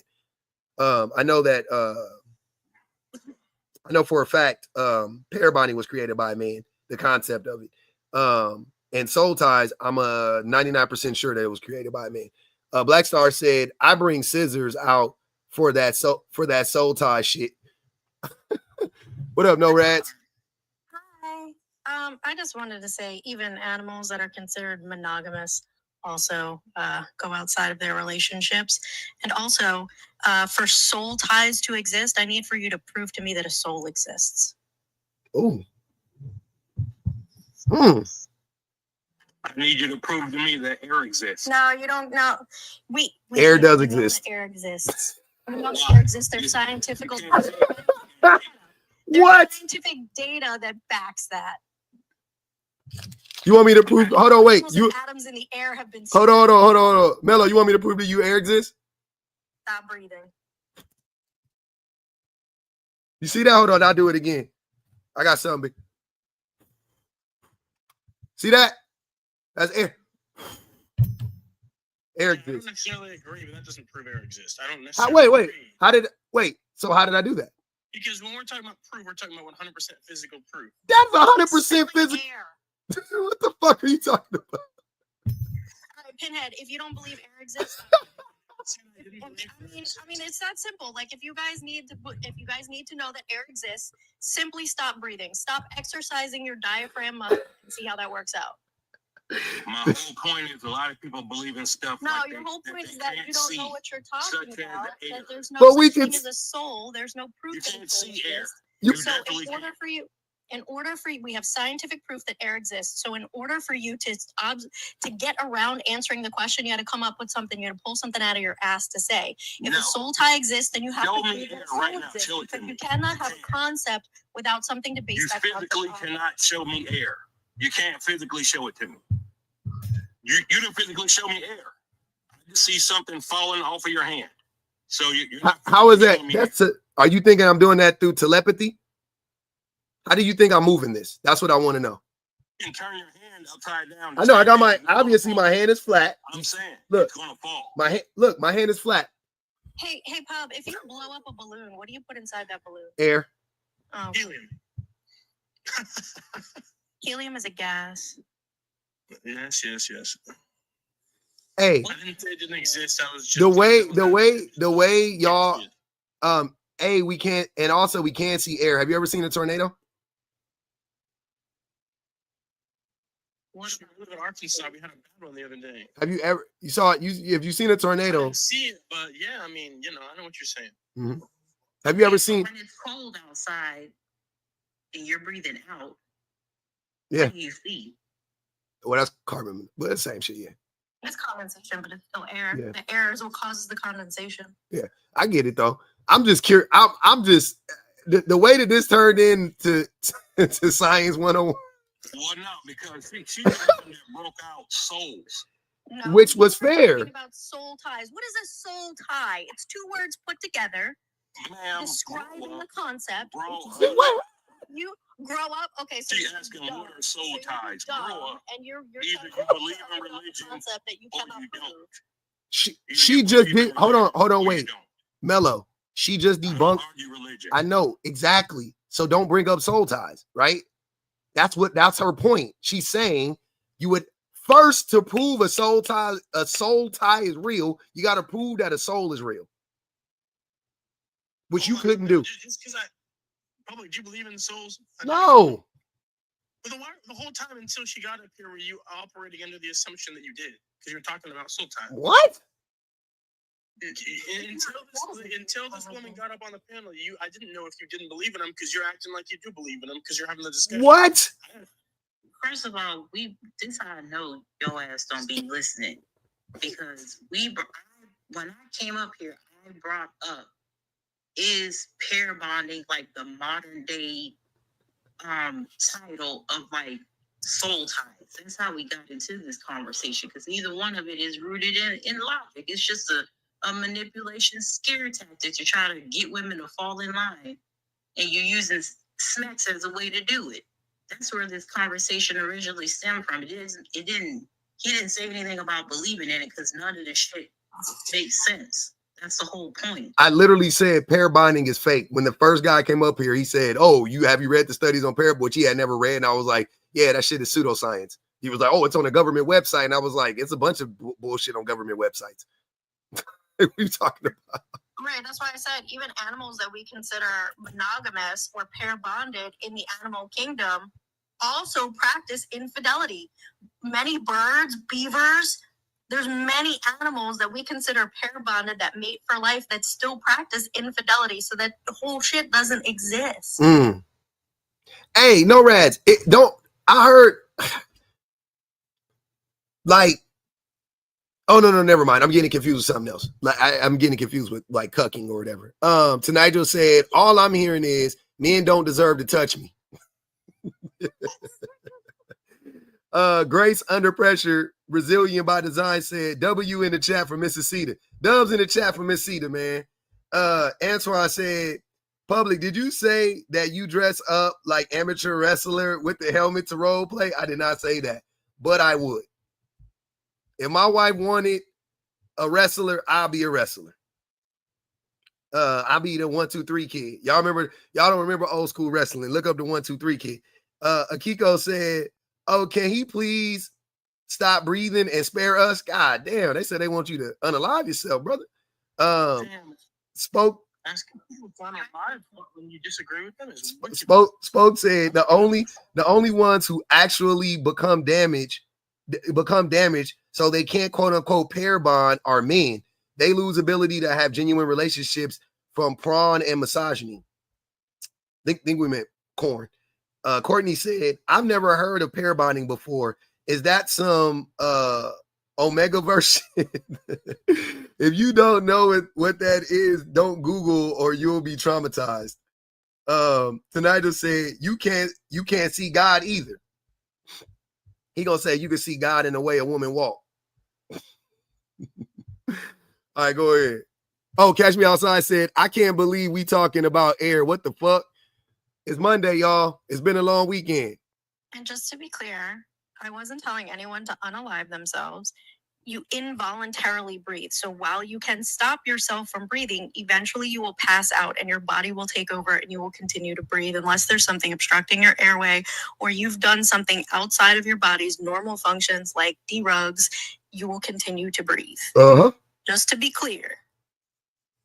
But they said they want Mello to not breathe no more. They ain't say you said that. Somebody else said they want Mello. But you know TikTok and the funniness. Yeah, you got to be careful. Yeah, they said they want Mello to hold his breath for a while. That's crazy.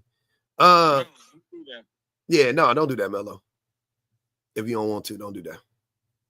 Man, public, you know I don't worry about what these weird ass people say on TikTok. I feel you, man. Hey, Mello, you don't think? What'd you say? No rats? I said I'm worried about the app sending me to the Narnia again. Casting you off the fucking island. Once a week. Oh man. Hey, so Mello, do you think that men are obsessed with body counts and why? No, honestly, I don't, because body count really is a double-edged sword. My thing on body count, I know thousands of people. We've had conversations, we've conversed. I've never had nobody sitting there bragging on body count or we even talking about it. You meet a person, you like them, y'all deal with each other, and it is what it is. I don't hear too many people talking about it. The only reference to me where it makes a difference is if you can see for some reason what a person's previous actions did affects who they are now. So if someone had a large body count and it's personally affect them, how they're dealing with people, and if the body count came from some type of trauma, then that's when it starts to make a difference. Can I ask you a question? Yeah. What do you think matters more? Would you rather date a woman who had slept with 100 men but never cheated on any man, or a woman that cheated on 2 men but only had slept with 3 men?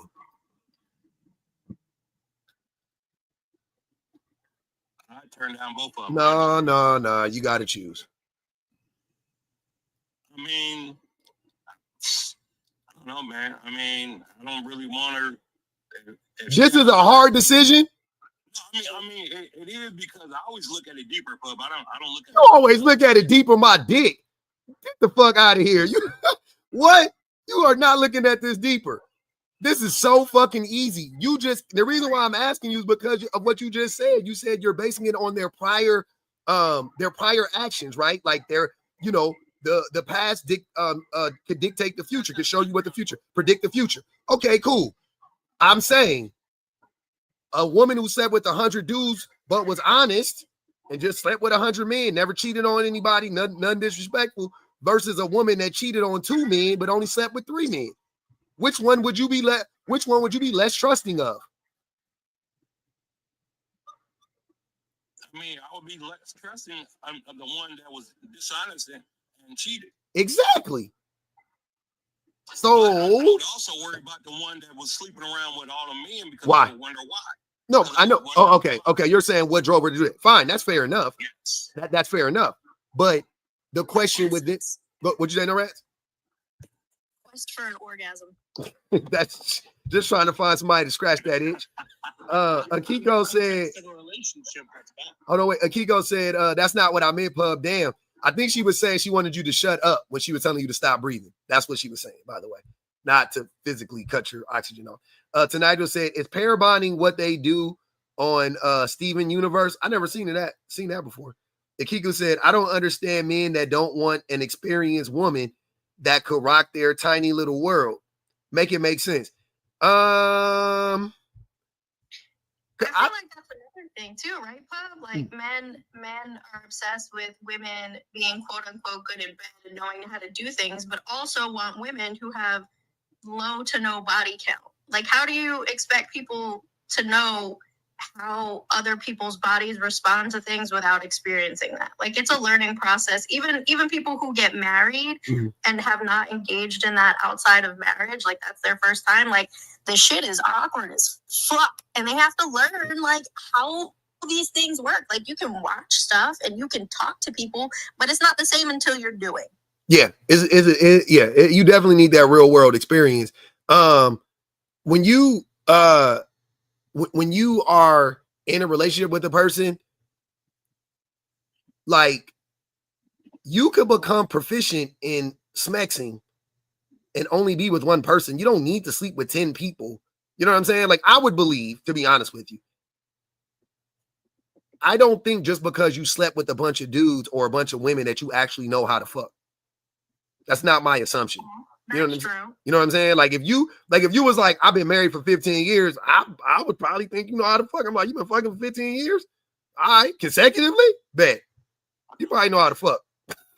But some woman or some man that's like, yeah, I've been single and I've been just dating around or whatever. I'm like, I don't know. I'm not gonna assume, because also when you sleep with people, with new people all the time, you know there's always a level of awkwardness.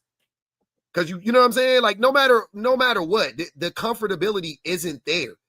So you don't really get to know what that person likes. If you're sleeping with different people all the time, if you're rotating them all the time, you really don't really get to know what they like. But if you're sleeping with a person for 5, 6 years, 7 years, 10 years, 15 years, yeah, you know how to do that thing. You know, they done told you got to put a little extra more pressure on it. Cool. Now, you know what I'm saying? So I don't know. I don't think that, I don't assume just because you slept with a lot of people and you're a man, you're a fucking stallion in bed. I'm like, you could have disappointed 100 women. Like, I don't. To be honest, slutty boys are usually the worst.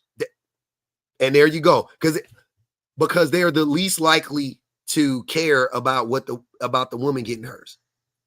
And I like I said, I ain't trying to put my personal business out there, but the ones that be always bragging and they be like very like hyper sexualized. Niggas that be dancing like scrippers and dancing like male scrippers. Tonight just said body count question is a faith-based litmus test. Wicked work. Yep. I was gonna say, as far as that, you just got to kind of look at that openly, because if you could take somebody that sleeps around a lot, they may have come across various people who like various things and encountered various things, so they know a lot more just based off of always having to do something different. Whereas if you deal with one person that's not very adventurous, y'all might be vanilla. They might do the same thing the same way all the time because that's all they really have been exposed to. Then you're vanilla. Then. No, I'm saying. So I mean, think of what I'm saying. Think about what I'm saying. More than likely, if you're in a relationship with a woman or a man and y'all just having, vanilla smecks, you know what I'm saying? Y'all just having vanilla smecks, then you're vanilla. Both of y'all are vanilla. Because if I was fucking Rocky Road, I'm changing it up. Like, what the fuck is we doing? We in a relationship. I'm changing it up. I'm throwing, you know what I'm saying? Like, yeah, I'm stretching. I'm learning yoga. Like, I'm gonna do some different shit. You know what I'm saying? Like, I don't know what the fuck going on. We gonna try it. That's how you know. You try the shit. You figure, oh, that works. I like that. And then here we go. Like, I'm not understanding. But if you're in a relationship and you just been having vanilla smecks for fucking 7 years, you're vanilla, sir. You're vanilla. I hate to break it to you. You're vanilla. What'd you say, Rich? What's going on, Pop? So what's interesting though is that No Rad's literally just said, but slutty boys are usually the worst. So why is it okay for her to say something like that? And that's cool. But we can't have the same exact preference with women. That's where's the preference? Slutty boys are the worst in bed because typically they don't take the time to learn partners and they're just sleeping around. Yeah, I don't understand. But women, as a character trait, are more inclined to listen and be responsive to body language, to what people say they do or they don't like. Women are more in tune to other people. Men are just like, I need to get the tip wet. Yep. Women, a lot of women like to get called good girl, so they be doing You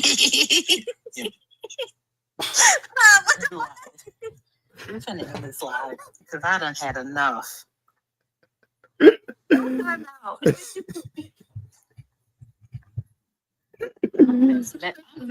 telling you, that's what a woman had said before. I'm just saying I heard it before. God damn. Go ahead, Rich. I just thought that was like literally in the same life, in the same space, completely contradicted the whole point by basically saying what the prompt says, but in the reverse. And no one batted an eyelid, like it was cool. You understand what I'm saying? No, it's not the same thing. What do you? It is exactly okay. Your reason might be different, but the point is the same thing. Right, you just said slutty boys are the worst. At Smex. And that's the reverse. At Smex. The reverse. At Smex. Right. At the actual act at of Smex. Intercourse. She's not saying slutty boys are the worst because they're slutty. She's saying slutty boys are the worst because of what they don't care. Mean, the reason. Yeah. The reason is they don't care.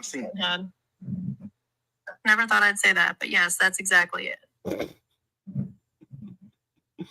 And I'm not the worst people. We don't want to hear it. See, Dave's just as bad as me. Don't. You know, it's not a competition. Y'all are terrible. You're all losers in my book. Yeah, it's good, but you like talking to us losers. That's good. Yeah. Okay. But Rich, so what I'm not understanding is why do you think that that's like a reverse Uno? Well, the concept, the point is, right, that guys are of the consensus that the general consensus women with high body count, for whatever reason, it doesn't matter to me, right? That's the issue, right? What? That men or women with a high body count? What? I missed it. The men don't want women with a high body count, right? And that's been attacked by women, right? That preference. No. But it's like, yeah. No, sir. It's the contradictions that women don't care for. It's the fact that men try to shame women for just having sex with men, right? Because high body count is so subjective. Let me ask you, Rich, what is a high body count? I don't know. I mean, I don't know. No. It depends on the person. I know. Exactly. Exactly. So what is it to you? I don't know. Do you wait? Let me take it from the beginning. Do you care about a woman's body count, relatively speaking? Only when it gets to extremes. Okay, and what's extreme? An extreme for me is kind of 20 plus. 20 plus. Maybe. And how old are they at this point? 20 something. 20 what? 26. 26. Is that how old you are? No, I'm a little bit older than that. Okay. So if a woman is 20, how about a woman your age? Like, let's do that. My age, yeah, okay. Roughly, I'll say roughly the same, 20 something, 20 plus. So 20 plus, and how old are you? Are you 30? Yeah. So you're 30 you're 30. So yeah. In 12 years, they slept with 20 people. Mm-hmm. Right? Okay. That's less than 2 people a year. You think that's a lot of people to sleep with? Yeah, I do. Personally, yeah, I do. Interesting. Yeah, because that's not how it works. Like, people are in relationships for years. No, that's an assumption. Take into account that you're saying they're starting when they're 18, right? Yeah, I'm saying they're 18 years old, right? Because they're technically adults. So you're saying from 18 to 30, which is 12 years, them sleeping with, on average, 2 people a year is a lot. What if they slept with 15 people in 3 years and then didn't sleep, and then they only slept with 3 people in the last 10 years? Well, yeah. I mean, that's worse. You know what I mean? It's not. That's worse? Cut and dry. Say that again. No, I'm saying yeah. the distribution matters. That's what I'm saying, right? Yeah, of course. Yeah. Okay. I agree. Okay. No, I'm asking you. I don't think it matters, but I'm saying I'm asking you. Yeah, it does. Definitely does. Okay. Definitely So does. it's not about Okay. So it's not about the number. It's not about the number. It's about the time period in which whatever arbitrary number you're making up in this moment happened, right? Took place. Yeah, but then I also think that even the 2 a year scenario, just given that most people are in relationships that occupy us for several years at a time, I still think that that's potentially a lot. But that, I mean, these are assumptions, though. I don't know what I don't know. Based on that assumption, yeah. Mm-hmm. I don't know, but are we asking people for like calendars? Like, this is weird. Like, how would you know if you asked somebody how many people have you slept with and they said 10? Are you like, all right, I need their names and dates? Like, did you sleep with the 10 people in the last 4 weeks, or was it like 10 people over 10 years? Like, this is so weird. What's the difference? Yeah. And also, like, what are you gonna do? You gonna like do a pap smear and like check? Like, how do you even determine that? Because here's my thing, I'm petty. Because if a man has never asked me this in person, but if you do, I'm gonna give you a very obnoxious high number, just so you can fucking stop talking to me. Because now it's like, now you playing in my face. So if you ask me, I'm gonna tell you 400, and I'm gonna hope you stop talking to me. But I have a feeling I could say that number, and that's not gonna stop you. No, they still gonna want y'all to talk to me. Mm-hmm. So that's why I said the converse. Now we're getting to the root of it. That's why I say it doesn't matter to begin with, because it ain't gonna stop y'all from trying to pursue me anyway. It's just a way. It's a tactic that men use just so they can manipulate women. That's it. You don't care. Of all the people who of the two groups of people to care about body count, the only group that could sell me on the idea that they actually care about body count will be women, because men are actively trying to run their body counts up. So why the fuck would I listen to men talk about women being virtuous? That's what I was gonna say. Oh no, wait, go ahead, Mello. I was gonna say it's not gonna stop until they reach number 401. She can say 400. They're gonna be cool with that until they become 401. Yeah, and then after they become 401, they're gonna call her everything but a child of God, and she a slut and she a hoe. Like, that's what's gonna happen. Because it was never about how many men you slept with. It was always about gaining leverage on her. Always. If I ask a woman how many bodies she had at my big ass age, it better be more than 30. Like, what the fuck? How old are you? You 40? How many dudes you slept with? 5? Get the fuck out of here. You a square bear from Delaware. Unless you told me you was married for 20 some years. I've been with my same dude for 20 years. All right, bet. Yeah, you only slept with 5 niggas? You 40 years old, you only slept with 5 dudes? How the fuck that happened? That shit, I'm scared. That shit's scary. I don't even want to hear that type of shit. 5? 10? You 40? You slept with 10? You only slept with 10 niggas? I'm gonna tell her you deserve somebody better than me. You deserve somebody better than me. Go to find you somebody better than me. Cause 10, you tripping. That's come on now. We come on. You know what I'm saying? Like, I need a little bit more. I need you gotta have at least 2 kids. You gotta have at least 2 babies. And at least 30, 40, 50 bodies. At 40, you got to have some bodies. I'm concerned. I don't think, and it ain't that I think you're a bad, I'm saying I don't think there's a chance that we might not be compatible. That's what I'm saying. There's a good chance that it may not, it may not work out. You know what I'm saying? Like, I don't know. You may be a little bit too square for me. I don't know. didn't we just say that, you know, the quality of sex might be better with less bodies oftentimes, but now you're saying that you need to have a certain amount?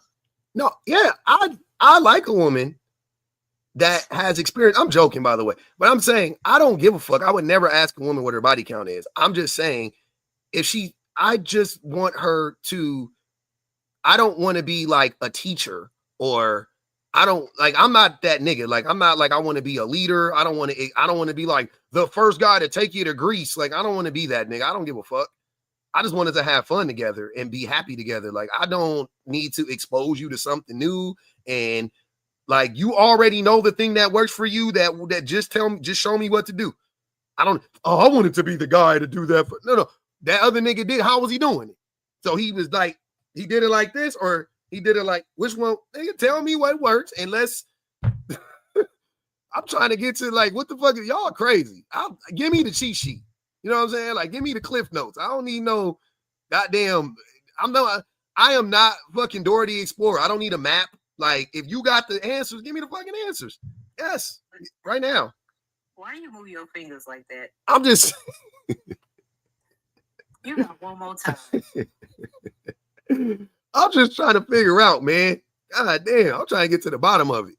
I don't need all that, all these gadgets. Y'all want to, men be acting like, I want to be the man to show her. I want to be the first man to put her on the Pokemon, nigga. I don't give a fuck. Y'all care about the wrong shit. That's y'all fucking problem. Man, look at me. Y'all care about the wrong shit. Y'all eyes don't never be on the fucking prize. Y'all be caring about the wrong shit. Your life could be so much more free and exciting. Y'all be worried about the wrong shit. You so insecure. You worried about how many bodies she got. You worried about if the nigga before you had a bigger dick. You worried about, nigga, what? She with you now. That's all I be knowing. That's all I ever knew. Was she with me today? I don't know about what she did with the last nigga last week. I don't know about she gonna be with another dude in the next 4 days. She with me today. So today is my day. I'm gonna have the day gonna be lit. Carpe these nuts all day. We doing that all day. You know what I'm saying? Like, and then whatever happens, happens. Y'all be so goddamn worried about stuff. You ain't got no faith in yourself. You ain't fresh, nigga. Like, what the fuck? I don't have no confidence. That shit is crazy. Y'all need to go get you some confidence. That's what it is. Y'all need to get you some confidence. Y'all confidence is lacking. That's the problem. Somebody in the chat said, show the fingers again.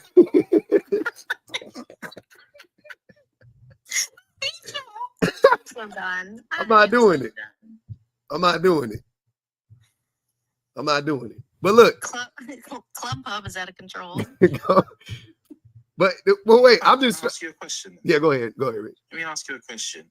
If a woman, because it's been said before, right? And if a woman doesn't want a guy that's been active like that, would you have a problem with that? Would you feel the same way? Rich, I don't have a problem personally with anybody caring about a person's body count or how they got it, right? Like, I really don't. In general, I don't. I'm not gonna even hold you. I have a problem with men being obsessed with body count while they themselves are actively trying to run their body counts up and just trying to use the idea of a high body count to manipulate and control women. That's what I have a problem with. I am perfectly fine with any individual person who they themselves are practicing control or whatever the case, however you want to call it, right? And they are also looking for a person that has done the same thing. I'm perfectly okay. Why would I have a problem with that? I think that is perfectly fine and rational. Kind of, but don't you understand that what men want in women is not the same thing that they want in themselves, and vice versa. So, like, for example, it's like me saying, I'm okay with a woman wanting a tall man as long as she's 6'2" herself. Do you know what I mean? Say it again. Wait, I'm sorry, I missed that. Say that one more time. The things men and women look for in each other are different, and it makes sense for them to be different. No, right? when it comes to character, I disagree. You're talking about physical attributes, not a one-to-one. Those are apples and oranges. No. Okay, the example I gave you was physical attribute, but even in character, right? So women generally like confident guys, right? And then we as men, not so much, not necessarily so much. Do you know what I mean? Like overt confidence, for example. Well, women don't like overt confidence either. Women like masculine traits in men. Hold on, wait. Women don't like overt confidence either, though. That's the confidence they don't like. That's the hubris, right? All right. Let me just say, generally speaking, broadly speaking, women like masculine traits and men like feminine traits. Name the trait that they like. I mean, they're just different set of traits. I know. Hold on. Name the traits. Name one of them. Name the masculine trait that you think most women like.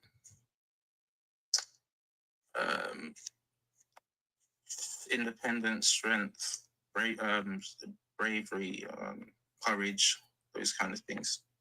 No rats. Assertiveness. No rats. Assertiveness, yeah. What's up? Are these characteristics that you would deem to be masculine? No. Okay. I didn't. Are you gonna ask no rat? Oh yeah, that's I mean, she's a woman. What the fuck that mean? Why wouldn't I ask a woman? You're literally What's that mean? I mean, come on, that is. Am I not a woman? She's a Would I woman. not be a person who could say, no, I don't consider that masculine? If we're talking about women considering certain traits about men masculine, why would we not ask me? No rads, what do you consider masculine then while we're here, since it's not that? What do I consider masculine? This is a great question. I consider it masculine to challenge other people's beliefs, to stand up for women and actually not be a fucking predator while doing it. Those are probably the two most masculine things that I hold as beliefs. Right. So standing up for women, that's what you consider masculine. I mean, that's really. Did you hear the rest of it? Oh, what did I say? Standing up for women while what? Aren't those forms of bravery? No. Exactly. Thank you. But I have a question. yeah, but wait. I just want to be clear. I don't think most men stand up for women. So it's hard. I don't know if I would consider that to be masculine. I would consider that to be a feminine quality, standing up for women. I think women stand up for women. I think that's very feminine, right? But the end part is what's important. Okay. While not being a predator themselves. Also, not that, right? Because men are predatory. So what women do, women are predators. Masculine. Women aren't predatorial. Exactly. So that's not a masculine. Yeah, that's what I'm saying. That's what I'm saying. What I'm saying is that and y'all, you guys already know the way that I view masculinity is things that like men typically do, right? Not things that we just want to say, oh, that's what men should be doing, right? Because whatever. But what do men actually do is the thing to me. Men, what'd you say, no rats? Not a fucking thing. Not a thing. I mean, and men are like very predatorial, so I wouldn't say that would be like a masculine thing. I would be like, I ain't really masculine. But I'm thinking that women actually like the things that we would deem men for sure, that the things that we would deem feminine, those are actually the things that women like about men. Like the most. I think those are the things that draw men in the most. Draw women in the most. You don't think that, Rich? You don't think like being empathetic? Like, what do you think women want more? A brave man or an empathetic man? You know what, Pub? I agree with you, and that's why I think that's why I like women more than men. That's why I'm attracted to women more than men, because it's feminine traits that, I mean, me personally, that are what's more appealing. Yeah, I can totally see that. Shit, man, women say it all the time. They be like, man, it's so embarrassing being attracted to men. Like I really like a lot of women, I'm sure would be like, if they really could be attracted, I think a lot of women would date more women without a doubt. Like, I think they would just be like, yep. That's why women are abstinent because they're not, physically attracted to women in that way, even though they might find women beautiful and all that stuff. Most women aren't like physically, they can't really get there to that place, and they stop there. They go, oh yeah, she's beautiful. That's cool. But when it comes to like an intimate relationship, if I'm not being with a man, I'll just be by myself. So there's way more women that are just like, I'm good, because most men are just not living up to the standards that women have for, what they want in a man. Like, that's just the reality. So they're like, I'll just be alone. But then some women are like, no rads, and they like women, and they're like, oh, look, if there ain't a decent man around, There's plenty of fucking great women, or I prefer women, you know what I'm saying? Or whatever the case may be. Like, happens all the time. That's fucking dope. You know what I mean? Like, that's great. Go ahead, Mello. I want to say, you know what?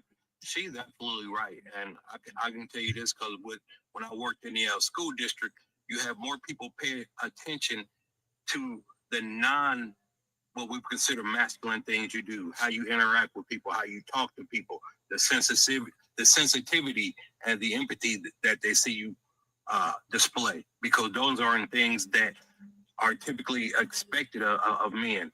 A lot of people expect men to be macho and show, bravado and to be all rah, rah, rah, tough. Mm-hmm. They don't expect to see that sensitive side. So they pay attention to that sensitive side. Yeah. So Rich, you don't think that those are the things that are more appealing to women versus like the masculine, quote unquote, the masculine traits that you're describing? No, I think it's pretty obvious. I mean, women like masculinity, and masculinity likes femininity. It's just science. It's not outside of this. It's not. Hold on, Rich. Rich, Don't be vague. You know I hate that. Don't be vague. Masculinity and femininity, there's not any. Tell me. I just asked you the question. What do you think is more appealing to women? A man that has empathy or a man that has a lot of bravery? That's what I want to know. Well, look, I don't know. It depends on. Now you don't know. Wait, you just said that women. Now you don't know? When I asked you the direct question, now you don't know, but you knew 2 minutes ago. Come on, brother. I think collectively, women prefer masculine men. It's not even. That's not what I stop. See, Rich. This is why we can't have a real conversation ever, because you start to lie. And it's so annoying. You are lying right now. Rich, you're lying right now because you won't answer my question directly, because you know the answer to it. And if you answer it, you already know that I'm going to keep asking you questions like that. And it's going to disprove your logic. So you just keep using this vague term masculinity and you keep pivoting back to that. Don't do that. Really listen. Try to have the conversation in good faith for once. So again, do you think, because you're the one telling us what women prefer. So you can't now you do not get to say, oh, I don't know. Now you have to keep it consistent. Here's the question again: do you think women prefer a man that is strong or a man physically strong, or a man that is empathetic? That's what I want to know. Physically strong. Yep. Or empathetic.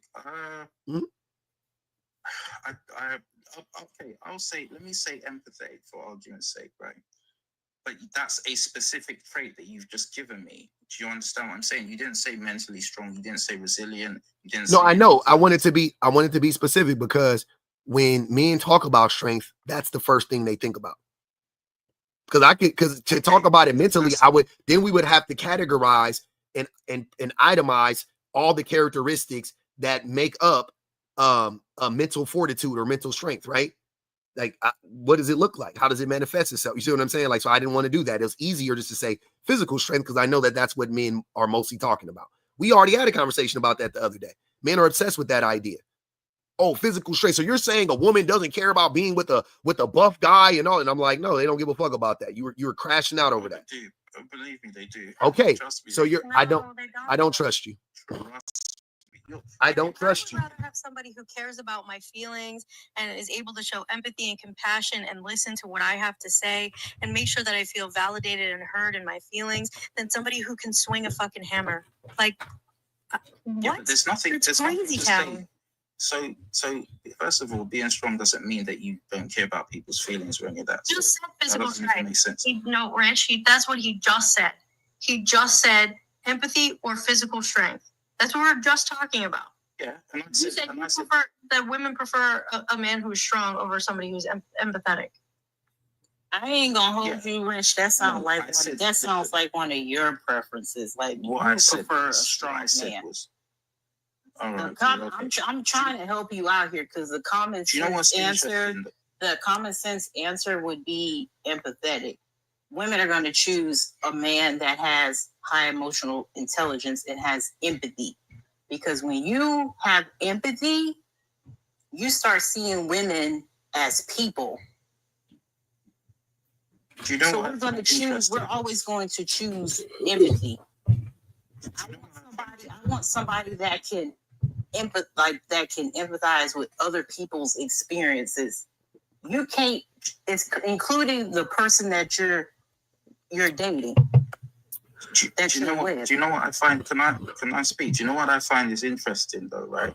Is that we're all like happy clappy, allies and feminists until it's time to start throwing around the GAY word at people. You want to insult people with GAY. Nobody's insulting you.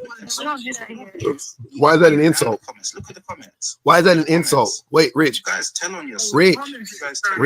Rich. Hey, why would that be an insult? Why, if you're gay, is that an insult to you? People are doing it. That's what people. Hold on. How is that an insult to you?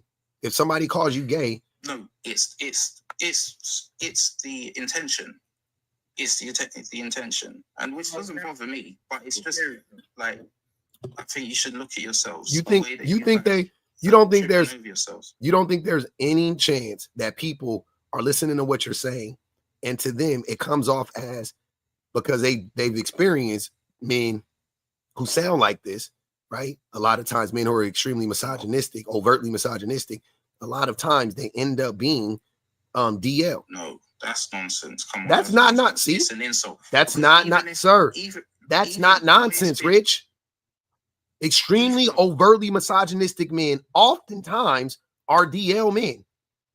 Oftentimes, that's a very real thing. That's why women, oftentimes, when they listen to extremely misogynistic men who are obsessed with conventional and rigid ideas of masculinity and femininity, they go, "Oh, that man might be DL."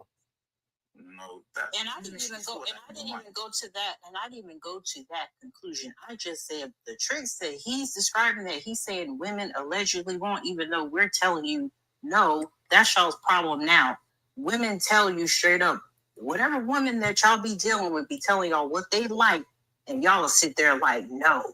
And then y'all list all these weird ass traits such as physical strength and muscles and six pack. And it's like, you sitting, to me, it come off you listing traits that you like. That's the shit you attracted to. That's what you like. And you know what? Go ahead, cook, do your thing. But stop. That's what we be pointing out. Like, it's like, time after time, women keep telling men exactly what women are actually interested in, and then men flip it around and go like Rich is going, "Oh no, trust me, women really like that." And I'm like, I'm not saying, brother, that you don't get any success with women from being in shape physically. I'm not saying that at all. That's not what I'm saying. I'm saying though that no woman is going to marry you just because you're buff. You see what I'm saying? Like you're going to have to, like, she can find you physically attractive. You can sleep with her. She may even date you for a time being. That's fine. But what I'm saying is that woman also, more than likely, the same woman that you feel like, oh, I'm getting, she's sleeping with me. She also would never marry you or take you home to her parents because you don't have anything going on up here. That's what I'm saying. And I want to point out really quick. I want to point out really quick, like, y'all be so focused on like these physical attributes. Okay, whatever. All that shit do not matter. If me and you are not compatible, I don't care how you look. If me and you are not compatible, doing the deep dive as far as like, are our morals and values aligned, then I don't give a damn about your physical looks, because if we're not compatible, I'm not gonna like you. It's not gonna. Johnny, can I ask you a question? In theory, would you still hunch a man like that? Absolutely. Exactly. That's my point. And men like Rich conflate, oh, I sleep with her, therefore it works for me. And I'm like, well, that's just because all you care about is sleeping with him. But if you actually were pursuing a meaningful relationship with a woman, but you had this mindset that you have, brother, you're gonna have to change. or you're gonna have to mask and or lie, which you probably do already. Because there's no woman, no rational, sane woman is getting with you based on your physical appearance. And y'all be telling on yourselves. Go, You're not trying to let Rich go. Go ahead, Rich. So, okay, first of all, nobody said anything about purely physical, right? But just for the record, I've heard in lives before where this community's tried to deny that being physically strong or strong jawlines and all of those things, are attractive to women. Strong jawlines come straight out of incel, straight from incel ideology. 100%. That doesn't even make sense. How doesn't that? Where do they get it from? They came up with that shit. Where did they get it from? They came up with it. They just made it up. But hold on a minute. I don't think having a strong jawline means I know you're not saying that, but some women are attracted to strong jawline. That's a fact. Listen, before you guys start arguing, the ideology behind it came from incel message boards. Y'all don't know shit about it. You got it from a motherfucker that got it from a motherfucker that got it from a motherfucker. I'm telling you I know where it came from. The idea that women are obsessed with the way that men look, and a part of that is their jawline, came directly from incel message boards, brother. I'm not making that up. That is where it came from. They made that up, that women are obsessed with that. That's what I'm trying to tell you. They came up with that part. Are women in general attracted to strong jawlines? Yes. Yeah, I'm sure, right? Conventionally, yes, fine. But what they did is they put steroids in that shit, right? I'm sure you're familiar with that. They put steroids in that shit, and now they're saying that women are obsessed with that. You see what I'm saying? Which is a totally different thing. To acknowledge that women in general may be attracted to strong jawlines because that is what we consider to be quote unquote conventionally attractive. Okay, fine. Okay, cool. That's okay. But it's a whole other thing to be like, oh, that's why, because this is what the incels say. That's why that woman passed up on me. That's why I didn't get that girl, because I have a weak jawline. As opposed to what it really is because you have a weak personality. See what I'm saying? That's the difference. So that is 100% from incel message. I know it without a doubt where it came from. So whenever I hear that, I know where it came from. But I want Rich to finish because I interrupted him. Go ahead, Rich. Okay. I agree with that, and I just it's just some acknowledgement that actually. Damn, you asked him to finish just to drop him? That's wicked. Damn, I wish they paid to drop you. I'd already did it. I did it because I just saw the money. It just came through. Keon Mary said, we don't trust you, Rich. You're as interesting as drying paint. Go away. Therese said, Rich NP is a misogynist. You say you wish someone paid to drop me. I haven't even been saying that. Creepy thing said, my third stream, loving it, man. Chat, you're hilarious. Nicole said she put $2 on me for making the good girl comment. I'm sorry. Aquarius said it's the guys who lie, steal, owe people money, bad fathers, uneducated, and do nothing for the community, judging body counts. 5 on him. Therese said women literally saying, quote, we like X, Rich, women like Y. So Rich apparently knows what women want more than we do. Exactly. That's the thing but here's the thing that the men will say, that women are lying about the things that they actually want. And I'm like, where's that? That women. Anybody who's falling for a medium ugly guy already knows you're lying. Exactly that Rich is full of shit. Yeah, no, they would use that as like you're like they use like these like outlier scenario, you know what I mean, or whatever, and they'll be like, oh, you're lying, like women are lying, and I'm like, why? Because she, got with an attractive dude. Like, I don't understand. Carjack Sugarman was good, making a lot of noise.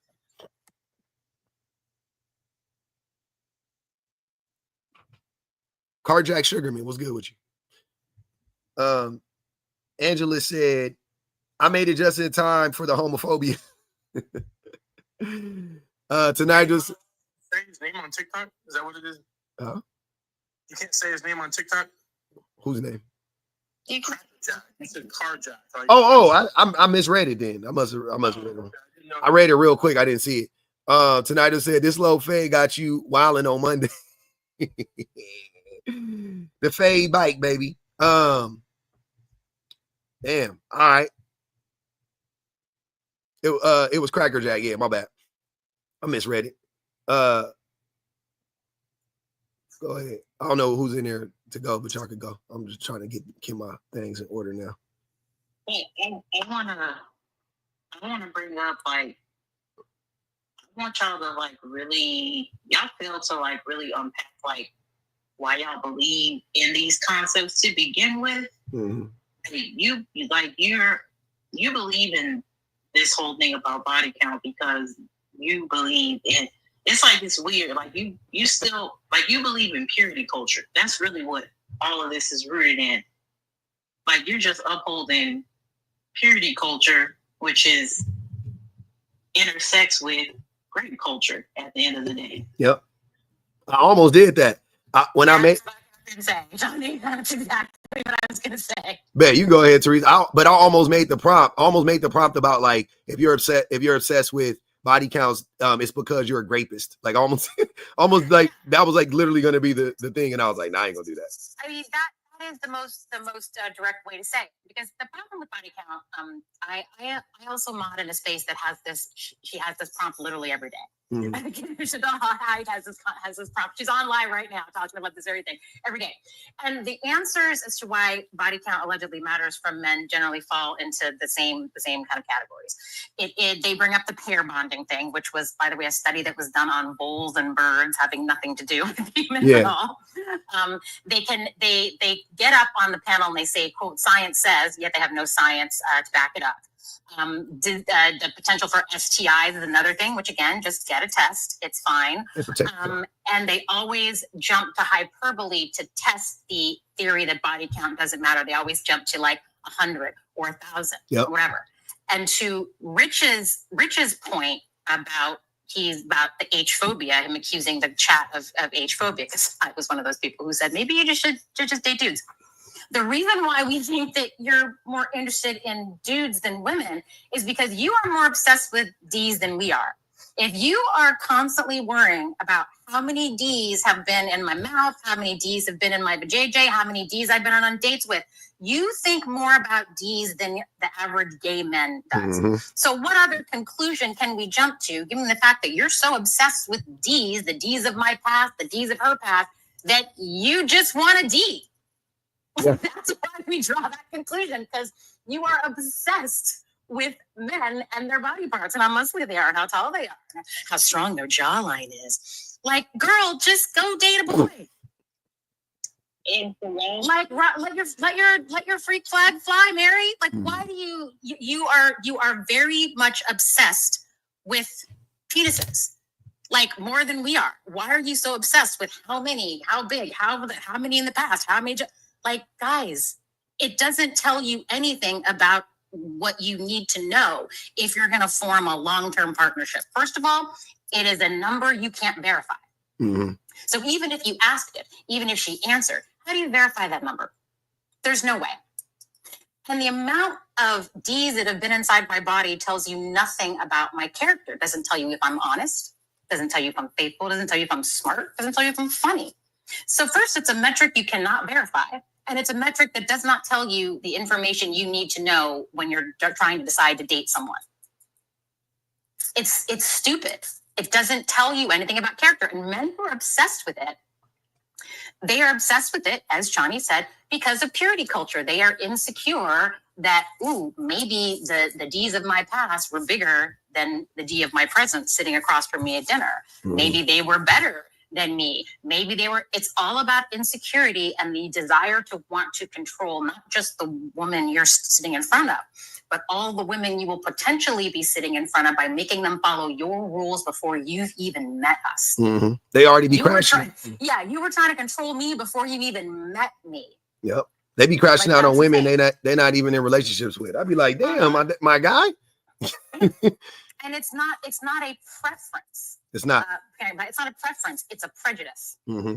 There's a difference between a preference and a prejudice. Yep, that's fact. So yeah, y'all, come on now. Professor Goddess, what's good? Just the usual. Drake said a bunch of what I was thinking about. The invoking science is like an appeal to authority, but not actually understanding science or the process of it, or why that's not compelling to hear. But I also think there's at least a little bit of an envy thing. The numbers are all so high because they just assume every woman, because you have the opportunity to sleep with all kinds of men you don't want to sleep with, must be taking advantage of that because they would. So the idea that you wouldn't have a gigantic body count that they can judge you from is actually just sour grapes. You didn't sleep with me, you must not be a person who's worth sleeping with, you know, that kind of thing. But also, how dare you be having sex with people who aren't me? Yep. The entitlement. Like, it's so many levels of weird insecurity, and it just, I always tell people one, because I have one child, and you can't prove any other times. I love that. Nah, that shit got into you on accident. Like, I don't know. It's so wild too, because they don't care as long as they get to be whatever that number is plus one. Yeah. That's what Mello that's what Mello had said earlier. He was like, they just want to be, he was like, if you got 400, they just want to be 401. And I was like, exactly. And then Professor G, also, it's like, if you don't sleep with them, they think, oh, you slept with all these other guys, but you won't sleep with me. And then they get angry about that because they think, oh, you've slept with everybody, but then you should be willing to sleep with me. No, you're all individual people. Being mean to me by having standards. Yes, by having standards. Yeah. Yes. Hold on. Got a lot of It's a very noise. weird. Oh, sorry, Professor. I thought you were done. My bad. You was making the background noise was loud. Go ahead. I mean with that logic too. I'm all like, that's why I say any man from my past that you want to come back around and start, you know, kikiing and say you've been with me. I'm like, prove it, because I ain't got no kids. I ain't gonna prove I was with you. We ain't got no proof. I ain't got no baby from it. So Rich, who they gonna believe? Me or you? Rich said it's quite obvious the women mad at the fact that they don't make the cut. I think he's saying the women are mad at the fact that they don't make the cut for the preference. Ooh, I'm glad you said that. Can I respond to this, Pub? Hold on. But the reality is that the men don't make the cut for their own preference either. That's what I'm saying. That's the thing. I think that's the thing that annoys me the most about this is that, like I said earlier, I would believe you more. I would actually believe that it was quote unquote a preference or whatever you wanted to say about it. If you did it like if you practice what you preach, then I would be like, okay, you know what I'm saying? Like, you know, he's just, you know, he's not, you know, he's just not that guy. Like he's not that person, that guy. He's not that person. He wants somebody that, you know, has similar experience as him and yada, yada, yada. And that's fine. And that's fair. But the reality is that men, again, and here's the thing about men. Here's the thing that I'm saying. Even if you don't have the body count to match, you still are actively trying to rack up the numbers. You just, you know what I mean? Like whether you failed or succeeded at that mission is irrelevant to me. You actively want to sleep with as many women as you possibly can. See what I'm saying? Like, so it doesn't matter. So how are you mad at women in this case if they actually were able to do that? Like because they are actually able to do that, you're mad at them. Like you're so at this point it's coming across as just jealous. Go ahead, Therese. Men who care about body count like Rich don't meet my preference because I have character preferences, and a man who cares about a woman's body count falls short on many of those character preferences. That person isn't empathetic. That person is not kind. That person is not intelligent. That person is not open-minded on many of those categories of actual real character traits that matter when you're talking about a person you're going to spend time with, that's going to be in your house, that you're going to potentially marry, maybe have children with. You know, this is a pretty big decision. Mm-hmm. The quickest way to tell me that you don't have good character is to ask me my body count. So it's the whole thing that they're doing, like, you didn't fire me, I quit. Mm-hmm. No, sir, you were never in the running for the job. Yep. If a man who cares about body count, you were never in the running. Yep. And I'm convinced that men who are very hyper fixated on it don't prioritize I don't want to get into my, compatibility TED talk, but y'all be actively proving the point that you don't prioritize compatibility to begin with. Because you don't even know who you are as a person. So how do you truly even know what you like that's not shaped around what patriarchy is telling you to like what other men is telling you? But like who would you end up with if it wasn't like dependent on what your homeboys like? Because I be hearing a lot about y'all be dating women, y'all be dating a woman that y'all genuinely like, but because your homeboys don't find her physically attractive, and all of a sudden she's out of the running, and you no longer like this woman. Yep. So I can't take none of y'all's shit that y'all say seriously when you don't prioritize compatibility to begin with. Because even if I were to point out to a man like, hey, I don't think we're incompatible, instead of you just accepting the shit for what it is, now we go on you trying to go back and forth asking me like, why aren't we compatible? But if you prioritize it to begin with, you would know why we're not compatible. And y'all don't even be upholding your own standards, because y'all will sit there and berate women that y'all sit there and berate women and come to the conclusion that y'all are not compatible. Yet you still want this woman to be around you. You still want this woman. You still want to have access to that woman, even though you don't like anything about who she is as a person. Yep. You're not going to sit there and be condescending in my face about who I am as a person. And then when I'm like, all right, well, we need to part ways. Now all of a sudden you trying to start a negotiation with me as far as like why I continue to pursue you, even though we know we're not compatible. Tonight, Angelus Revenge says Chads are the straight equivalent of gym queens. What's a gym queen? I never heard of that before. Nigel said people who care about body counts don't find themselves attractive. Facts. It's a level of insecurity that is not only laughable but dangerous. Yep. Not only is this person have bad character, they are dangerous, because men who believe in and worship purity culture are not safe men to be around. Yep. Grips, what's good with you? Hey everybody. This topic is like laughable at some points, but then it's like it's disturbing when like you really dive into it. On one hand, it's like men who are concerned about body count have absolutely no intentions on making that young lady or young woman their wife. So therefore, you're fixated on the body count, but you have no intentions on making this woman an honest woman. And then the flip side of it, the dark, gruesome side is like, it's more or less that they want to trample through the fresh snow. They want to like use it all up and then toss it away and then say, oh God, girl, you nasty because you got a high body count. Not realizing that if women didn't have body counts, men wouldn't be getting laid. Like, no man would be getting laid if like all of us was just waiting for marriage and keeping our legs closed. None of you guys would be getting it. And it's a weird circular conversation when you really think about it. I agree.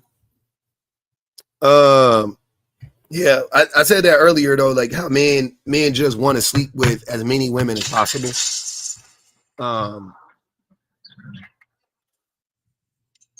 Men just want to sleep with as many women as possible. That's the thing about it is men just, we're not really it's not about quality, it's about quantity, unfortunately. So we don't, it's not about like Shani was saying, being compatible. It's not about finding a viable candidate, like nothing like that. It's just like, how many can I get? How many women can I sleep with? Just run up the numbers. Oh, I slept with 30, I slept with 40, I slept with 100, whatever the case may be, because that is the thing within the man, within the cult of man that validates you and bolsters, and pushes and drives your ranking in the, in the manosphere, how many women you have, right? Now, you also could do it. There's other ways you could sleep with the woman that's extremely attractive, which is also something to Shani's point that why men are obsessed with that too. We're obsessed with getting that validation from other men so that we can, you know, keep our ranking and our status within the cult. You know what I mean? Or you know, push it forward. I feel like when women have a lot of sex, we do it just because we like sex. Like when I think about like the time in my life when I was dating a lot and I was like really sexually active, I was just chasing a great O and a fun time. Like it wasn't about like, ooh, so I can tell all my friends about all the good. I was like, no, like that's up with the guy because he was hot. Yeah. I kept sleeping with him because he was good in bed. I was with the other guy because I thought he was hot and I thought he'd be good in bed. Like it's really just like that simple. Yeah. Like I don't understand how there's mystery to this. Yep. Because I guess that also ties into the whole like purity culture thing, like in the way that we view sex. Like we think sex is something that you do to a woman, and not something that a woman can actively participate in. Because that's why men can't wrap their heads around. Like that's why, like I said, these conversations be weird coming from men because it's like you like having sex, but then you have a problem with women who also enjoy it. How does that logic even? How does that even work? Like, how do you dislike a woman because she enjoys the same type of act that you want to engage in with women? And you would hope that they liked it on too. The head, though, when you said the thing where they want to have the sex, they don't care about the people behind it. Sorry, my bad. It's gone. I missed it. My train of thought left without me. Sorry. It happens. I just think it's good manners to, if you're engaging in sex with someone, to make sure they have a good time too. Like even if like you took like gender out of it, like I'm not going to waste someone's time. Like that's just like that's just rude to me. To like not You're not going to waste somebody's time, but the men will waste. Yeah, men are professional time wasters. Oh, absolutely. That's what we do. So And I got y'all on it. Okay. I think we are also ignoring the amount of men who actually, because it's the thing they do to us, don't like the idea that we enjoy it all. And I hate that is a part of it, but there are absolutely men who really don't want you to enjoy the sex. So the idea that you do at all with anybody is offensive to them because you're not supposed to. It's a thing they did to you. Yeah, not a thing you're supposed to want to go find for yourself. And that's where the paths cross between purity culture and great culture. And the weird part about it too is that a woman's body is actually better equipped to be promiscuous than a man. Like if a woman chose to, she could sleep with 5 guys in one day and go to work the next day be fine. A man can't barely go 1, maybe 3 times half of the time. It just depends on stamina. A lot of basketball players are advised not to have sex before a big game, you know? So it's like, it's so weird. It's weird. We have an entire organ in our body that has 8,000 nerve endings, which is double the nerve endings in a guy's D. And its entire purpose is for us to have a good time. It has no other purpose. That organ, no other purpose. 8,000 nerve endings, just for fun, ladies. Take it for a spin, have at it. It's the only reason we have that organ. Like, that just doesn't make sense with nature if we weren't supposed to, use it and enjoy it. I feel you. Hey man, as we finish it, as we done. That's y'all know me. We ran through it. We had a good time. We was here for a good time, not a long time, but it was fun though while it lasted. I had a good time. Had a blast. Seat on you. You said what? I'm still telling seat on you. I'm finna you go can right now. You can if you want to. That's fine. But yeah. I'm gonna go on and wrap this thing up. I think we did what we needed to do. PJ said for the collection play, love your lives. Appreciate you, man. Hey, shout out to the people that came up. Hold on. I don't know what this is. Let's see what this is. This might be an accident. A lot of people accidentally come up here. XE is him. What's good? Bro, let's go, yo. I'm chilling. What's happening with you? Yeah, I would like to say on like the prompt. I think that men do actually have a good reason to care about a woman's body count. Why? Because it's gonna sound a little weird, but it's because like men are like misogynistic. Okay. Why is that a good reason? Because it's kind of like being like friends with like a person like who bullies you. It's like if women get in like relationships like with men, or they get into like those type of like relations and they abuse them, it's kind of like, what are you doing? Like, it doesn't really make any sense to me. What? I don't know what you're trying to say. What are you trying to say? I don't understand. Like, just say, I don't know what you're trying to say. You're saying that men care about body count, and you're saying it makes sense because they're misogynistic. Okay.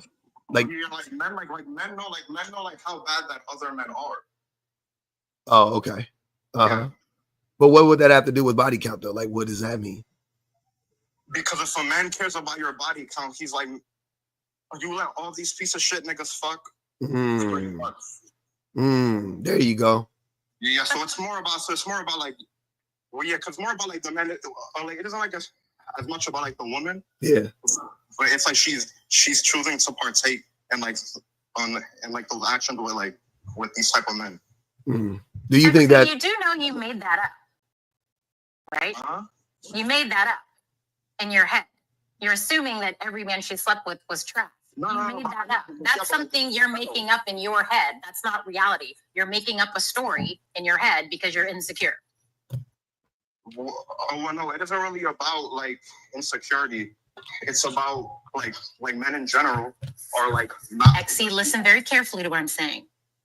Okay. I'm saying that the men are concerned about body count because they figure you slept with all these trash N-words and you let these disgusting men in your body.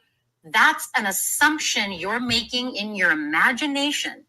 You are making up a story about that woman's sexual past that's not real. Can I ask you a question about that? That's not real, sir. You're making it up. Sure, why not? How do I say like yeah? So like, are men in general, are they like misogynistic? Yes. Like, do women in general? So when they get into like those type of relations, you know, like smacks. How many of them, like, would you say, like, percentage wise, like, the orgasm? Not by less than a third, I think, with straight men. Huh? Less than a third in heterosexual relationships, women have orgasms in those sexual encounters. I think it's less than a third. So it's like 30, 35%, something like that. But that's in like relationships, right? No, that's encounters. Yeah. Oh, encounters. Okay. Even still, then, like, how many men have like the big O, like with women, like in general? All the like 90% plus. Exactly. So, but wait, but you said this was a good reason. No. I want to be. Hold on, wait. Let me say something real quick. I think that if I'm understanding correctly, to me it just sounds like XC is saying that men recognize that men are shitty. Exactly. Yes. Yeah. That's what I think that he's just saying, which I don't see a problem with that because don't most women think men are you know what I'm saying? Like, I think that is true. Like, women would agree that most men are shitty. And he's just saying that even men recognize that most men are shitty. Even though they try to lie about it, they'll try to be like, oh, they're all men, but this would prove, like what he's saying, if men are obsessed with body, it would prove that even men understand that men are shitty. Yeah, this is why men give. So that's pretty much why, like, they care. But you said this was a valid reason for caring. So you're saying that it's okay for them to have this opinion. That's what I was going to ask him. Yeah, that's the thing I'm asking about. That's where I'm detecting the bullshit there. Yeah, it's not valid. Definitely not valid. But I get what, you know what I'm saying? Like, I get that logic, though. Yeah, I would understand that. That's the part I agree. But yeah, that wouldn't be a valid reason. So why should we be fucking any of you? Anybody. Yeah, anybody. You wait, don't go there, lady. You should definitely be fucking all of us. No. You should not be. Cool. Like the current world that you wonder, like you can if like you want. Like I don't care. I'm not gonna do anything about it. I don't really. But like my opinion on it is that if we lived in a perfect world, I wouldn't care if my girl had 100,000 bodies, because those men treated her with respect. Of course, if we're living in a perfect world, but we don't live in a perfect world. We live in a world where men Question. just suck my dick and yeah, just leave. How is that her fault, though? It's not. No, it isn't her fault. You understand what I'm saying? You're using the fact that men know men are trash, and that's why they care about body count, but they hold that against the woman that has the body count, not the potentially trashy men. So how is that our fault? Because if you're friends with a person who bullies you, it's like, what? But again, you're making shit up in your head, sir. Sir. Yes, yes. Out of my adventures in betting of my life, I would say 9 out of 10 of those guys, great in bed, no problem, no violence. Not to say that that's a common experience, but my point is you don't know that person's story. But you are making up a narrative that all of those guys were trash, that she didn't come every time to whatever. You're making it up. No, but XC, what I don't understand is why is that the problem for the woman? That's what I think that's what we're trying to find out. That's what I'm asking. Why is that my problem? Yeah. Why are you using that to judge my character? Yeah. Because the judgment you're making is the judgment on the woman's character, not the men's character. It would like the judgment should solely rest. You came to know it though. Like, did she know it? Wait. Do you think she knew it before sleeping with the man? No, and I don't fault her for that. You do though. That's what you're doing. No.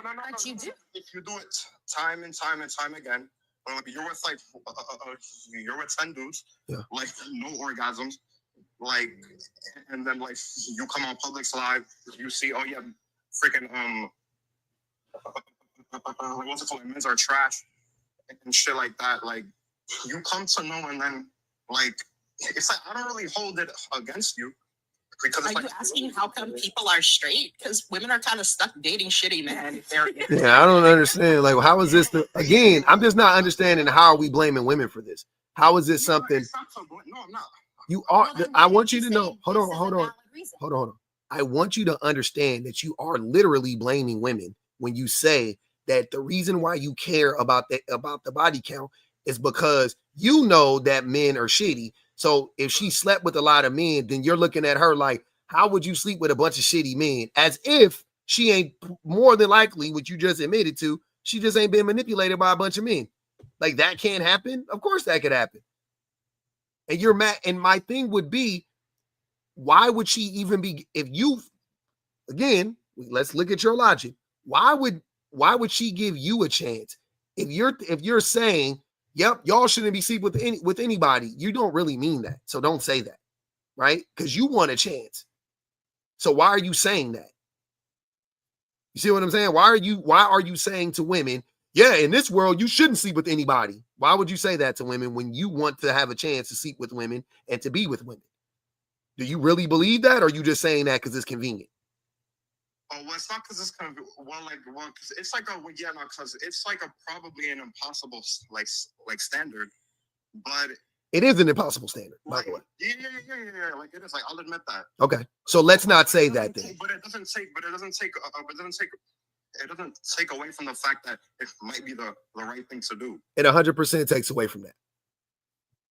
It literally blows. Like that's the thing that destroys that whole talking point is when you acknowledge it's not like in reality that's not the answer. The answer isn't abstinence, right? The answer is for men to be better. The answer isn't for women to pick better. That's like what's that movie called?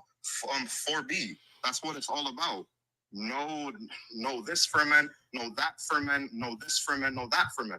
Because women understand how men are. So like I'm not saying that women will do it. You don't even know what wait. What they should do, probably. But wait, XE, that's not even what 4B is about, though. 4B is a political movement. Well, yeah, but then it's about the 4 no's.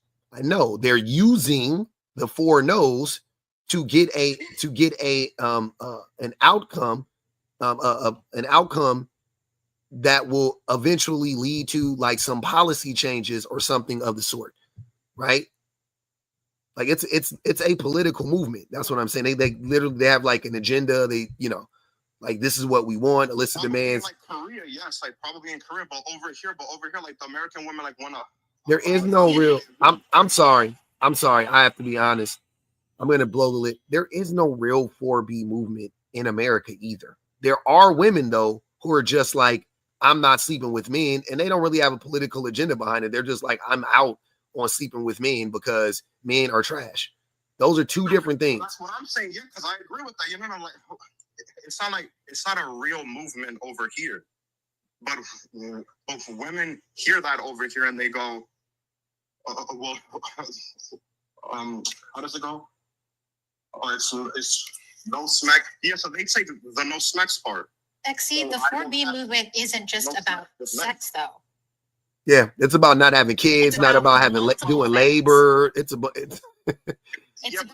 time wasting.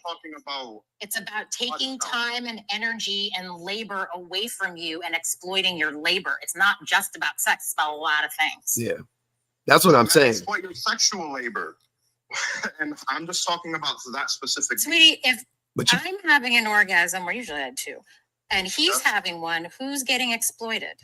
Nobody. There you go. How often does that happen? It doesn't happen that often. I just said 9 out of 10 times but in my personal life. But he's saying, with women, it doesn't. It doesn't happen. I wish it would happen 10 out of 10 times, but it just does not because men do not care. Yeah, I agree. But again, that wouldn't be the fault of women. That's what we're saying. It's not their fault.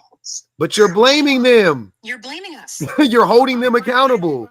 How am I blaming them? Because you're saying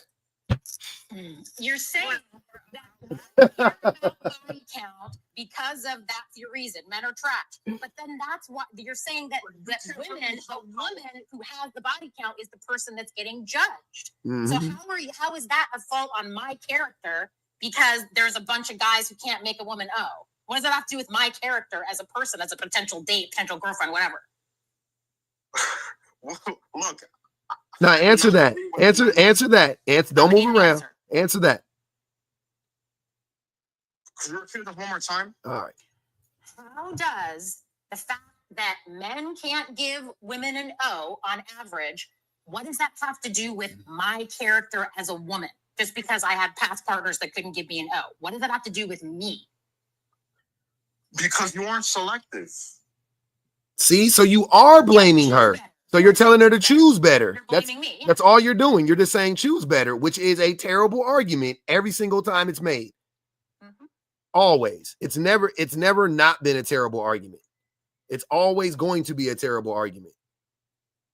Because that is not the solution. The solution is never women choose better when men are lying and manipulating women. The solution will always be men be better. Always.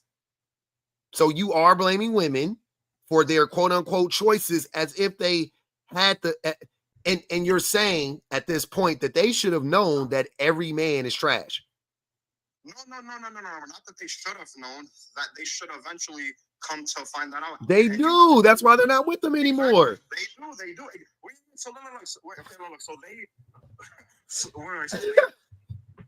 So they stop having smacks. This is exhausting. This shit is crazy, bro. I just think that it's been proven now at this point that I think you thought it was a sound argument, but it's not though. That's what I'm saying.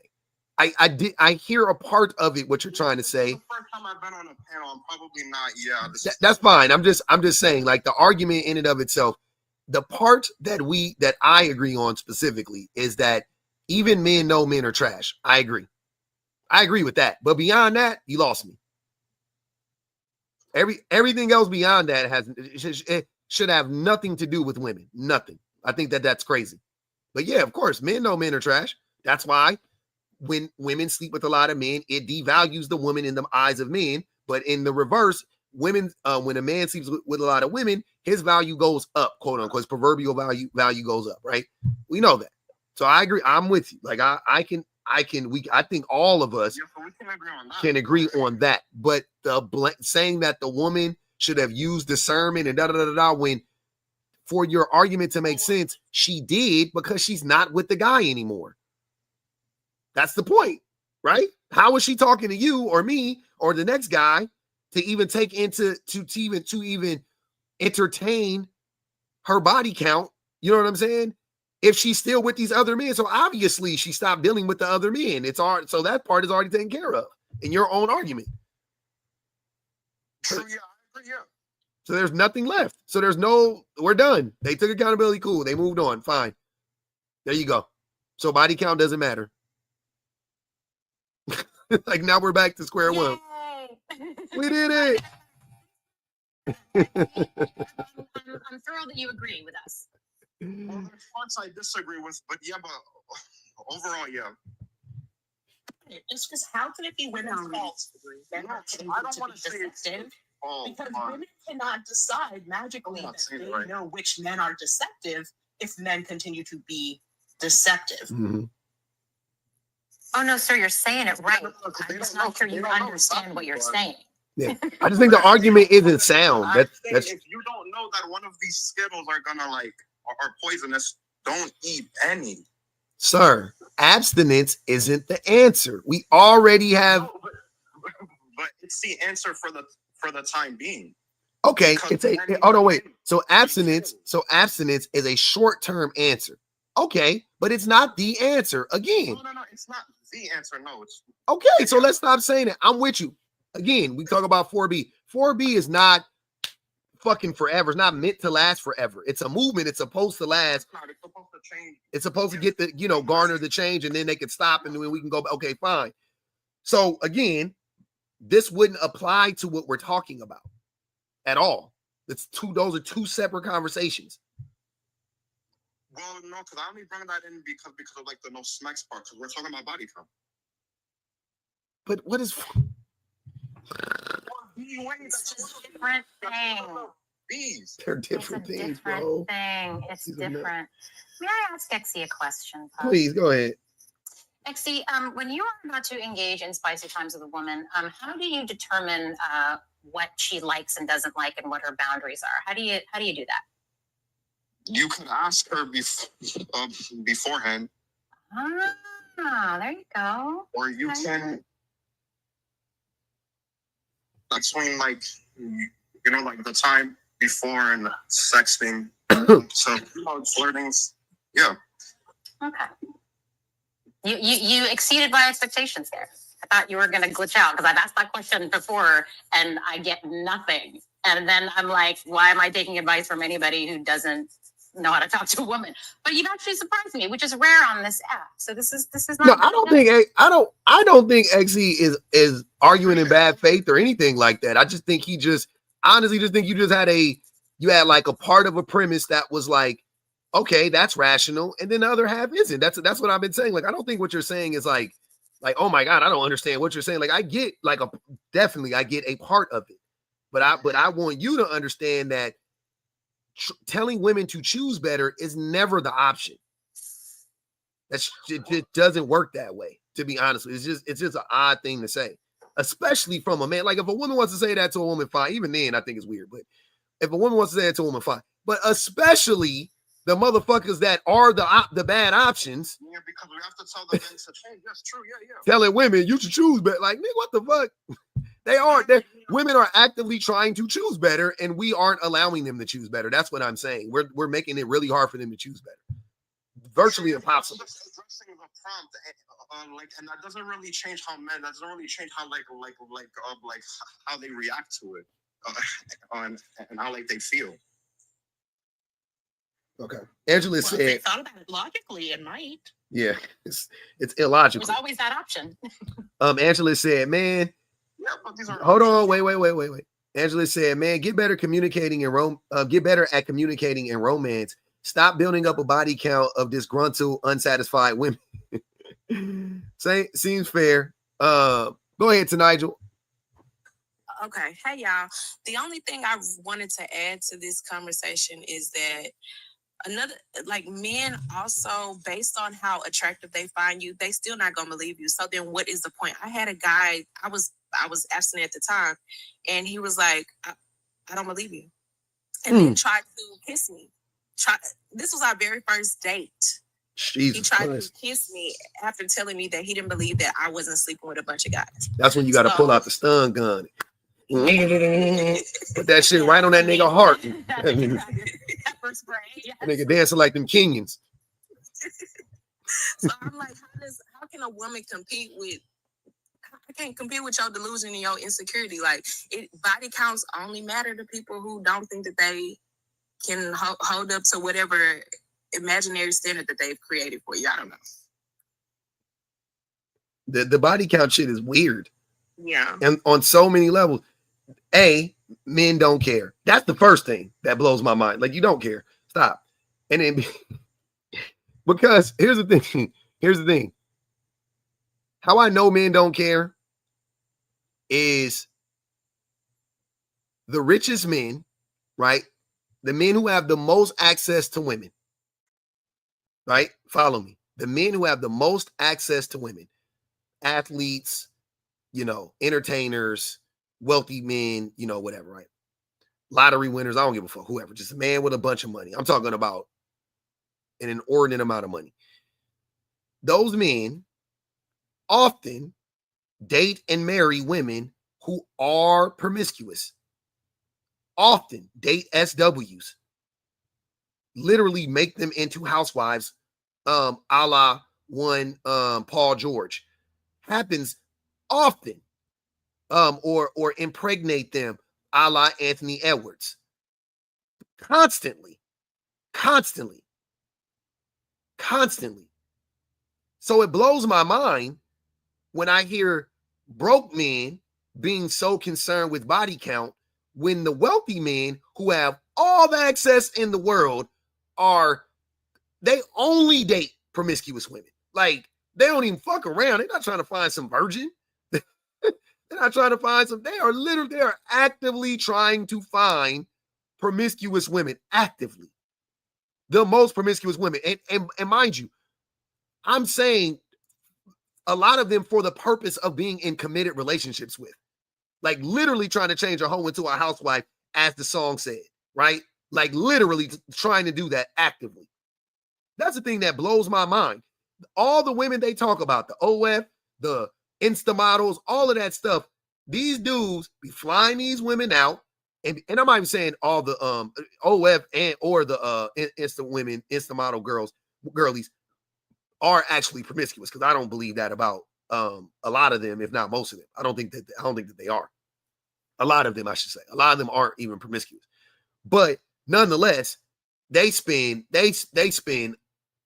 tons of money. They fly them out. They do all of these things. They court them and all of this stuff. And they want to be in a committed relationship. Diddy with what's her name? The City Girls. Like, what's the City Girl? I forget her name. Carisha. Carisha. Yeah. Carisha. Diddy and Carisha. You know what I'm saying? Like, the shit every fucking day. So that's why it be Kanye and Kim K. That shit be blowing my fucking mind when I hear working class men talking about body counts and shit like that. I'll be like, bro, just say you can't afford them. Like, at this point, just say you can't afford them, and you just trying to shame those women into sleep. You hoping by chance you can get those women to lower their standards or expectations or whatever preferences and sleep with your mangy ass. That's it. That's all it is. Like, because y'all not about to convince me that the average man, that I've seen the average man openly tongue kissing porn stars. I sat right next to a motherfucker. This nigga, he was in a full-blown relationship with this woman who gave him an STD.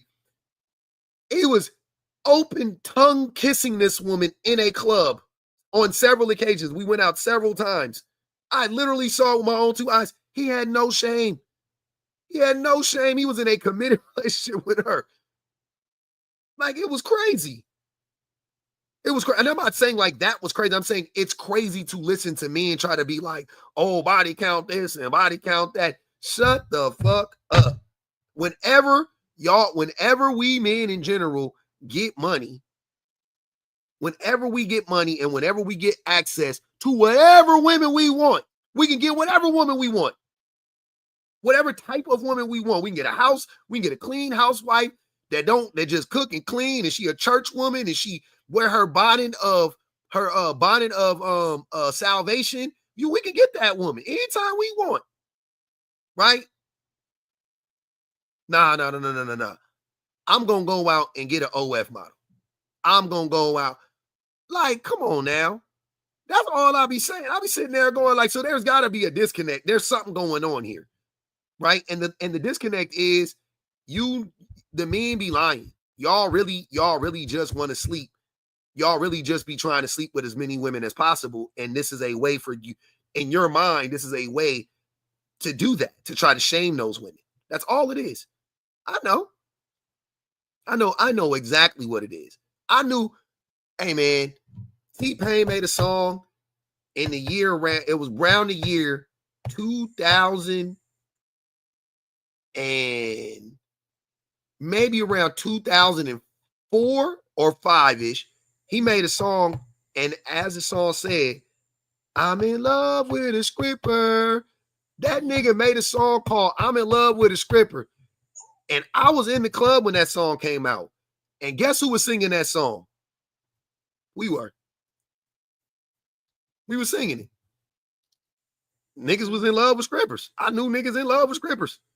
I watched it. My homie made me drive with him to Vegas so he can go meet up with his scripper girlfriend. And then, hand to God, y'all, we drove to Vegas. Late at night, we got there. It's middle of the night. I went down to the poker table. I played poker. He was upstairs with the woman. I came in the room, the door locked, the thing, you know what I'm saying? I go back in the room, the thing, you know how they put the hard lock on? He in there smashing. Do you know that this man told me, he was like, hey, man, hey, I'm going to text you when I'm done. Can you go back down to the tables? I'm like, bro, it's fucking 2 o'clock in the morning. I'm tired. You know what, man? It's good. You came to meet you came up here. Y'all know I was down at them tables till 7 o'clock. I was at the table falling asleep. Because this nigga spent the whole night with this woman. That's what he did. Like, nasty nigga. I ain't gonna call him that. He was in love. To Nigel, he was in love with a scripper. I'm not gonna even say he was nasty. He was in love with this woman. Nah, he was getting it. He was doing what he needed to do. He was doing what he needed to do. And I'm a good wingman. And I just did what I needed to do. Right? That's what it was. So y'all know. SW or former SW I've known got married. They all of them get married. They all get married when they retire. They retire and they get married. Some of them aren't even retired. Like y'all gotta stop playing in people's. The evidence is overwhelming. Like y'all. And the ones who not married just run back to the church. That's They it. still wait to get married. They still waiting to get married. Yeah, so. they could. And usually They could get married if they wanted to. Or former clients. Like almost always it's a former client. And I've even had like SW neutrals on Twitter. And because of that, I used to see other girls. Some of these girls were getting like retired. Like these men were like, I will replace like your monthly income that you're making. Like, what are y'all even talking about? These men be offering to retire these women. Oh yeah, I've seen that before. Hell yeah. And I be like, how much money? I'm like, do you realize how much money they be making? I'm like, I mean, if she is struggling when I get it, but I'm like, if she out here, because a homie girl, she was from Cali. And she used to go to Vegas like on the weekends to do, you know what I'm saying? Just like once a month or whatever. And that was her like Vegas trip or whatever. She had more money than him. He was in an Altima. She was in like a Jaguar or some shit. Like she had more money than that nigga. Listen,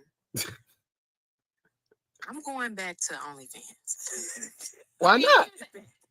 Seriously, like it is, and it's not to say that there aren't like inherent dangers involved with sex work. Obviously, there's dangers, and not every woman makes those crazy bags. But I literally see women like counting stacks and stacks of Making cash cheese. while they're telling us about their skincare routine and their client prep routine, which, by the way, that's some useful information in my client prep routine, by the way. If you know, you know.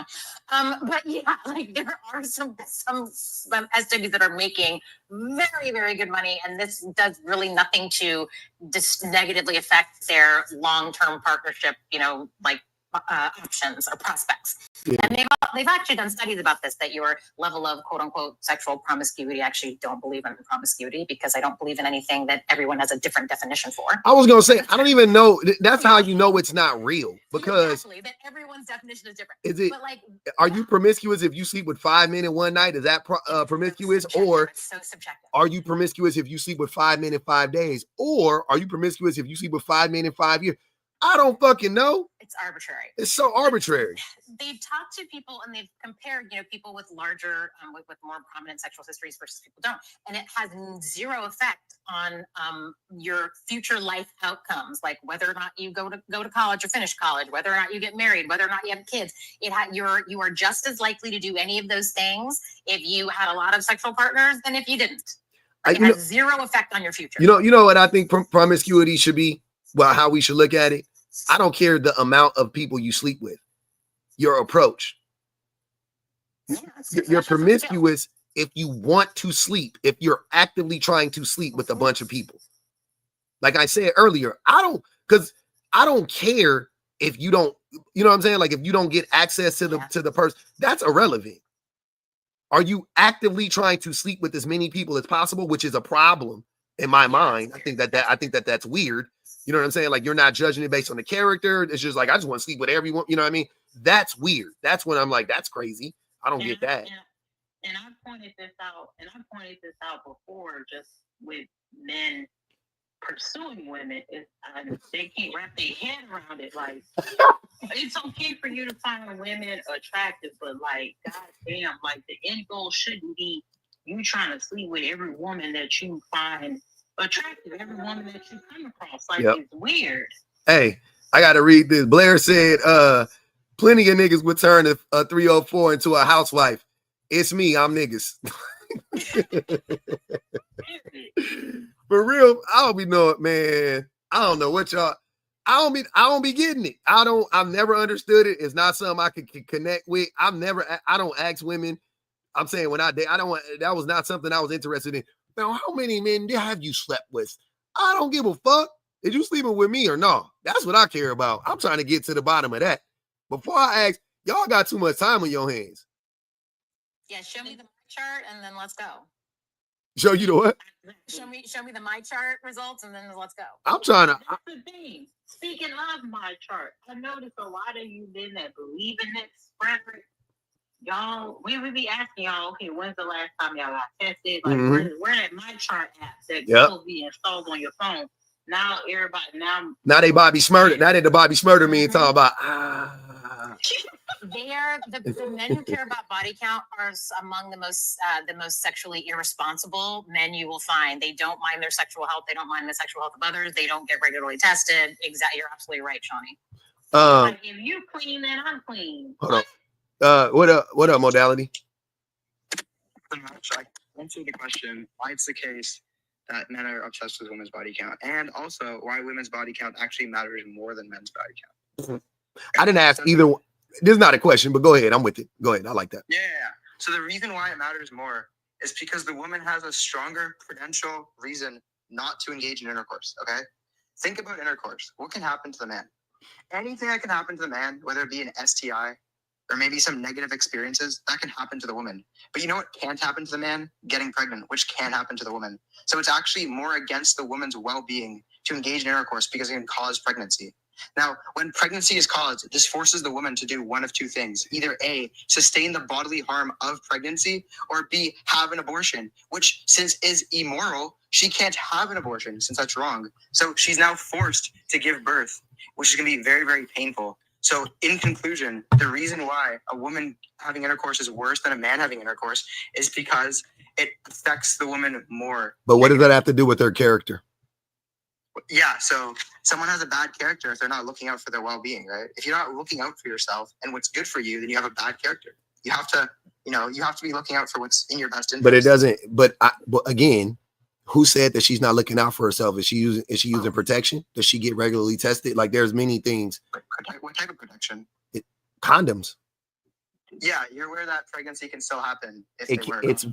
it's highly unlikely. That's why you use two methods. That's why I'm a two method girl. Highly unlikely, sir. The reason why that. Hold on, wait, but modality. Hold on, wait.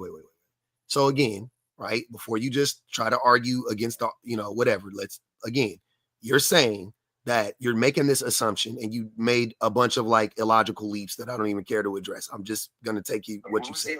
The whole, like, it's immoral to have an abortion. That's your opinion. We can debate that if you want. I have no interest in debating All right, awesome. So then it's not about that. illogical, right? Hold on. Because I actually have It good is. reason to hold the belief. No. Wait, how is it illogical? It's illogical. It's illogical to say that it. What is it illogical? I don't, you know what? I'm not gonna even hold y'all.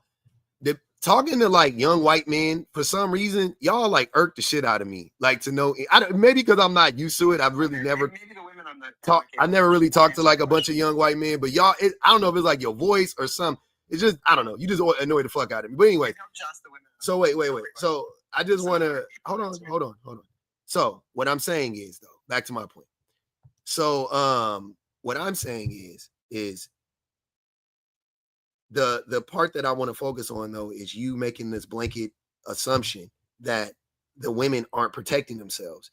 Once a woman protects herself, then everything else you're talking about doesn't matter, correct?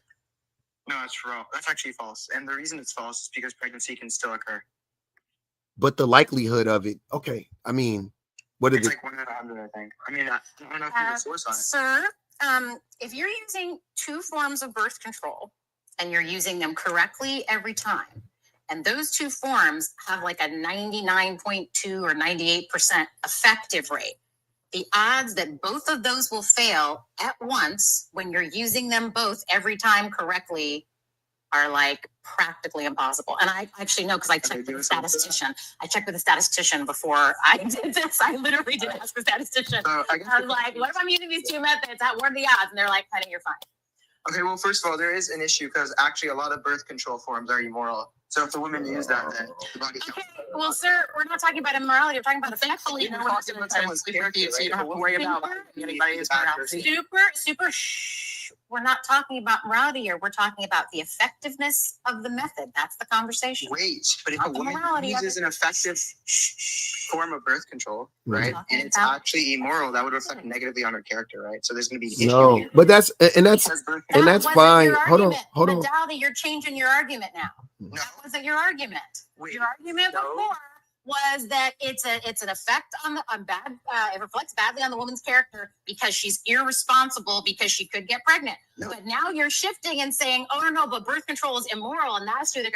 The conversation was about the effectiveness of the method and the responsibility of the woman using the method. Do you know what a disjunction is? Yes. What's your point? Awesome. So the disjunction here is either A, she uses birth control, and then we don't have, the issues when it comes to pregnancy, right? So then, she is looking out for interest. That's a good thing. But that comes with the expense of being a bad person, which is bad. And since being a bad person is not desirable, this would reflect negatively on her character. So either she's a bad person part, or she doesn't protect herself. Because he's saying that, because he's saying that using, no, I swear, I swear to God, I do not care what you think about it.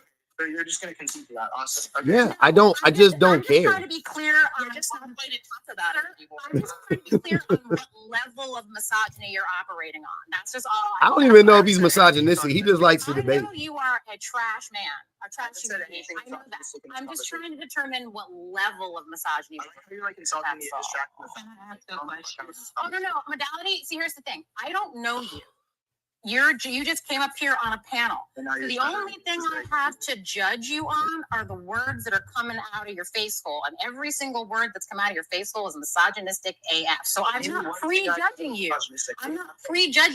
I'm judging you based on the information I have. You said that women who have sex are immoral. And using birth control is immoral. How is that misogynistic? Because we're talking about women having schmecks and using birth control. You're saying women who use birth control are immoral. Wait, men can't wait because the forms of That is control that a man. misogynistic. Can I ask you? Wait. Control that a man uses. Time doesn't out. have a fetus Time out. Or, sorry, a zygote. Can I ask you a question? If a man wears a condom, is that immoral? No, it's not immoral because Okay. it doesn't unalive a zygote. Okay. Right. So you're It unalive. Hold on. It unalives his sperm though, but generally But sperm doesn't have rights. Zygotes do have rights. So there's a distinction there. it doesn't, sir. Eggs don't. Hold on. Eggs don't. Hey, man. Shut up. Shut up. Shut up. Eggs don't have rights. Eggs don't have rights. So if a woman is using birth control herself, it's not immoral. So do you know what a copper IUD is? Oh my fucking God. I don't like, I'm sorry. I'm sorry. I got to apologize. I have to apologize. Hold on, wait. Stop talking and answer the question. Sir, you don't get to determine the rules of this space. This is public space. You don't get to tell the host to stop talking. Hold on. You're gonna dodge the question. Hold on. What I want you to do Now you're is stuttering because you have nothing to say. This is terrible. And now you're gonna drop me because you're getting blown the fuck out in this conversation. I'm like, I have a feeling I know who this is. who is it? He sounds familiar. Yeah, the voice sounds familiar. This is definitely a voice of misogyny I've heard before on this app. It sounds familiar. I mean, he does sound like every the woman's uterus a hostile environment for the zygote and prevents implantation. That's literally. Oh, I have a question. Say I'm slutting it up in the world and I'm using condoms. What if I don't have a uterus? Am I still immoral for having all the sex? No, it's fine. I don't care. Oh, so Super approves of my sex life. That's nice. That's nice. Yeah. So we're talking about general cases. We're not talking Y'all, about I have Super's approval. I can move on with my life. Oh my with God, how confidence. excited are you? Are you super proud? I am so excited that I have random Hold on, y'all. basement trolls Oh, on my wait. sex So life. the argument here is simple, right? Hold on, wait. I gotta read something real quick. Shalene said, please ask if he advocates for gay sex still wed to women. I don't have an issue with gay sex. I actually think it's preferable to heterosexual intercourse. But the issue is that homosexual intercourse makes up a very, very small percent, and we're talking about on average whose body count. We're talking about on average whose body count we should care about more. So the amount of lesbian women just isn't going to be enough to cancel out the amount of straight women having immoral intercourse, right? I don't think intercourse is immoral unless it's grape, but yeah. I already explained why it was. But I know I disagree with it, but yeah. But you haven't given any good reasons to this. I have. I promise you, I already have. The problem between us is that you think like this is like a game for you, and that's fine, right? Because it is for me too, to a certain extent. But you don't argue in good faith. You just say a bunch of like how you keep talking over me and how you keep trying to talk really fast and shit and be annoying as fuck. Like you're not actually arguing in good faith. But I've already explained it to you. I've already countered your point. You can't really answer it without bringing in some bullshit about fucking morality. Okay, maybe wait. Which is complete bullshit. Now, what I'm saying is, hold on, but men don't care about that. That's what I'm saying. Men in general don't care about that. They should. But they don't. Oh, wait. But they don't. Wait, men don't care whether their partner is moral or not. So Men aren't moral. Most men aren't moral. Hold on. Listen. Most men themselves aren't moral. That's what I'm saying. Most men don't practice morality.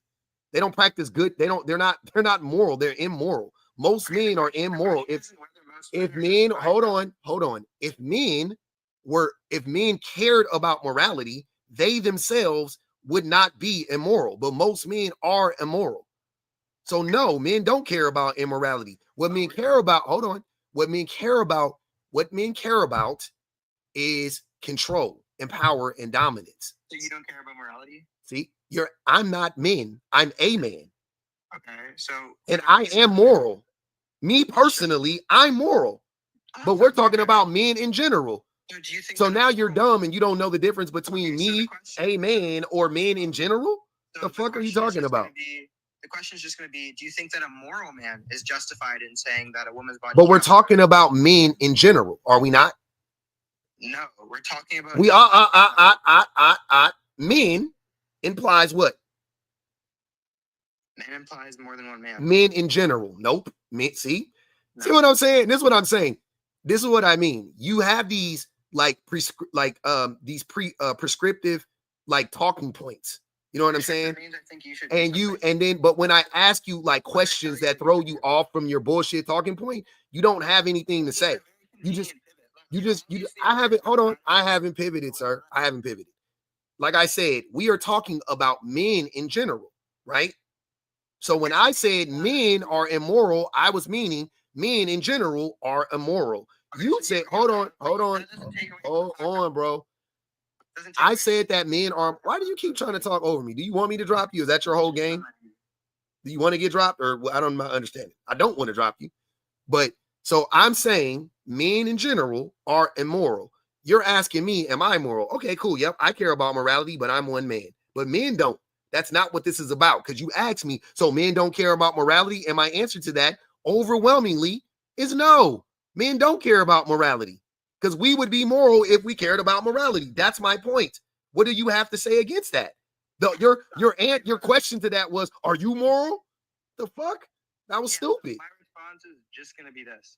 I joined the live and I made the bold assertion that body count matters more for women and men. Look, if you didn't want to talk about that, you could have just said, look. You didn't say anything. Hold on. I got to read this. Yes, I did say that. You can. I got to read this. I didn't say you didn't say that. I don't care. And then you engaged in it and now you're pivoting. Hold on. Nice job, retard. You're getting destroyed in this conversation. Uh-oh. Now he has to go. Adrian Johnson, appreciate you. Is Leo blocked? No, he's not blocked. Biku said, tell Timu Fuentes to go eat some boot elsewhere. Felicia said, he is a troll and very pushy. That's why he is trying to control the conversation and talk over everyone. Yeah, he had to go. But I gotta go now too. That my alarm just went off, y'all. I appreciate it. I gotta go pick up my baby. He is no longer in the after school program. We done pulled him out because he don't like being in there no more. So I'm gonna go pick up my baby today, man. I appreciate it. All the things. That was not little Leo. That was Leo debates, maybe. I don't know. But yeah, man. Fun times. Shout out to the tappers, yappers, and super chatters. Shout out to everybody that liked the live, shared the live. I love y'all for real. Appreciate you, everybody at the Cash App. Shout out to the best mods in the business. All the old subs, all the new subs. Go check out the new videos on the YouTubes. Definitely subscribe to the YouTubes if you haven't already. Let's get that going. Yeah, I appreciate it. Appreciate y'all, man. We out.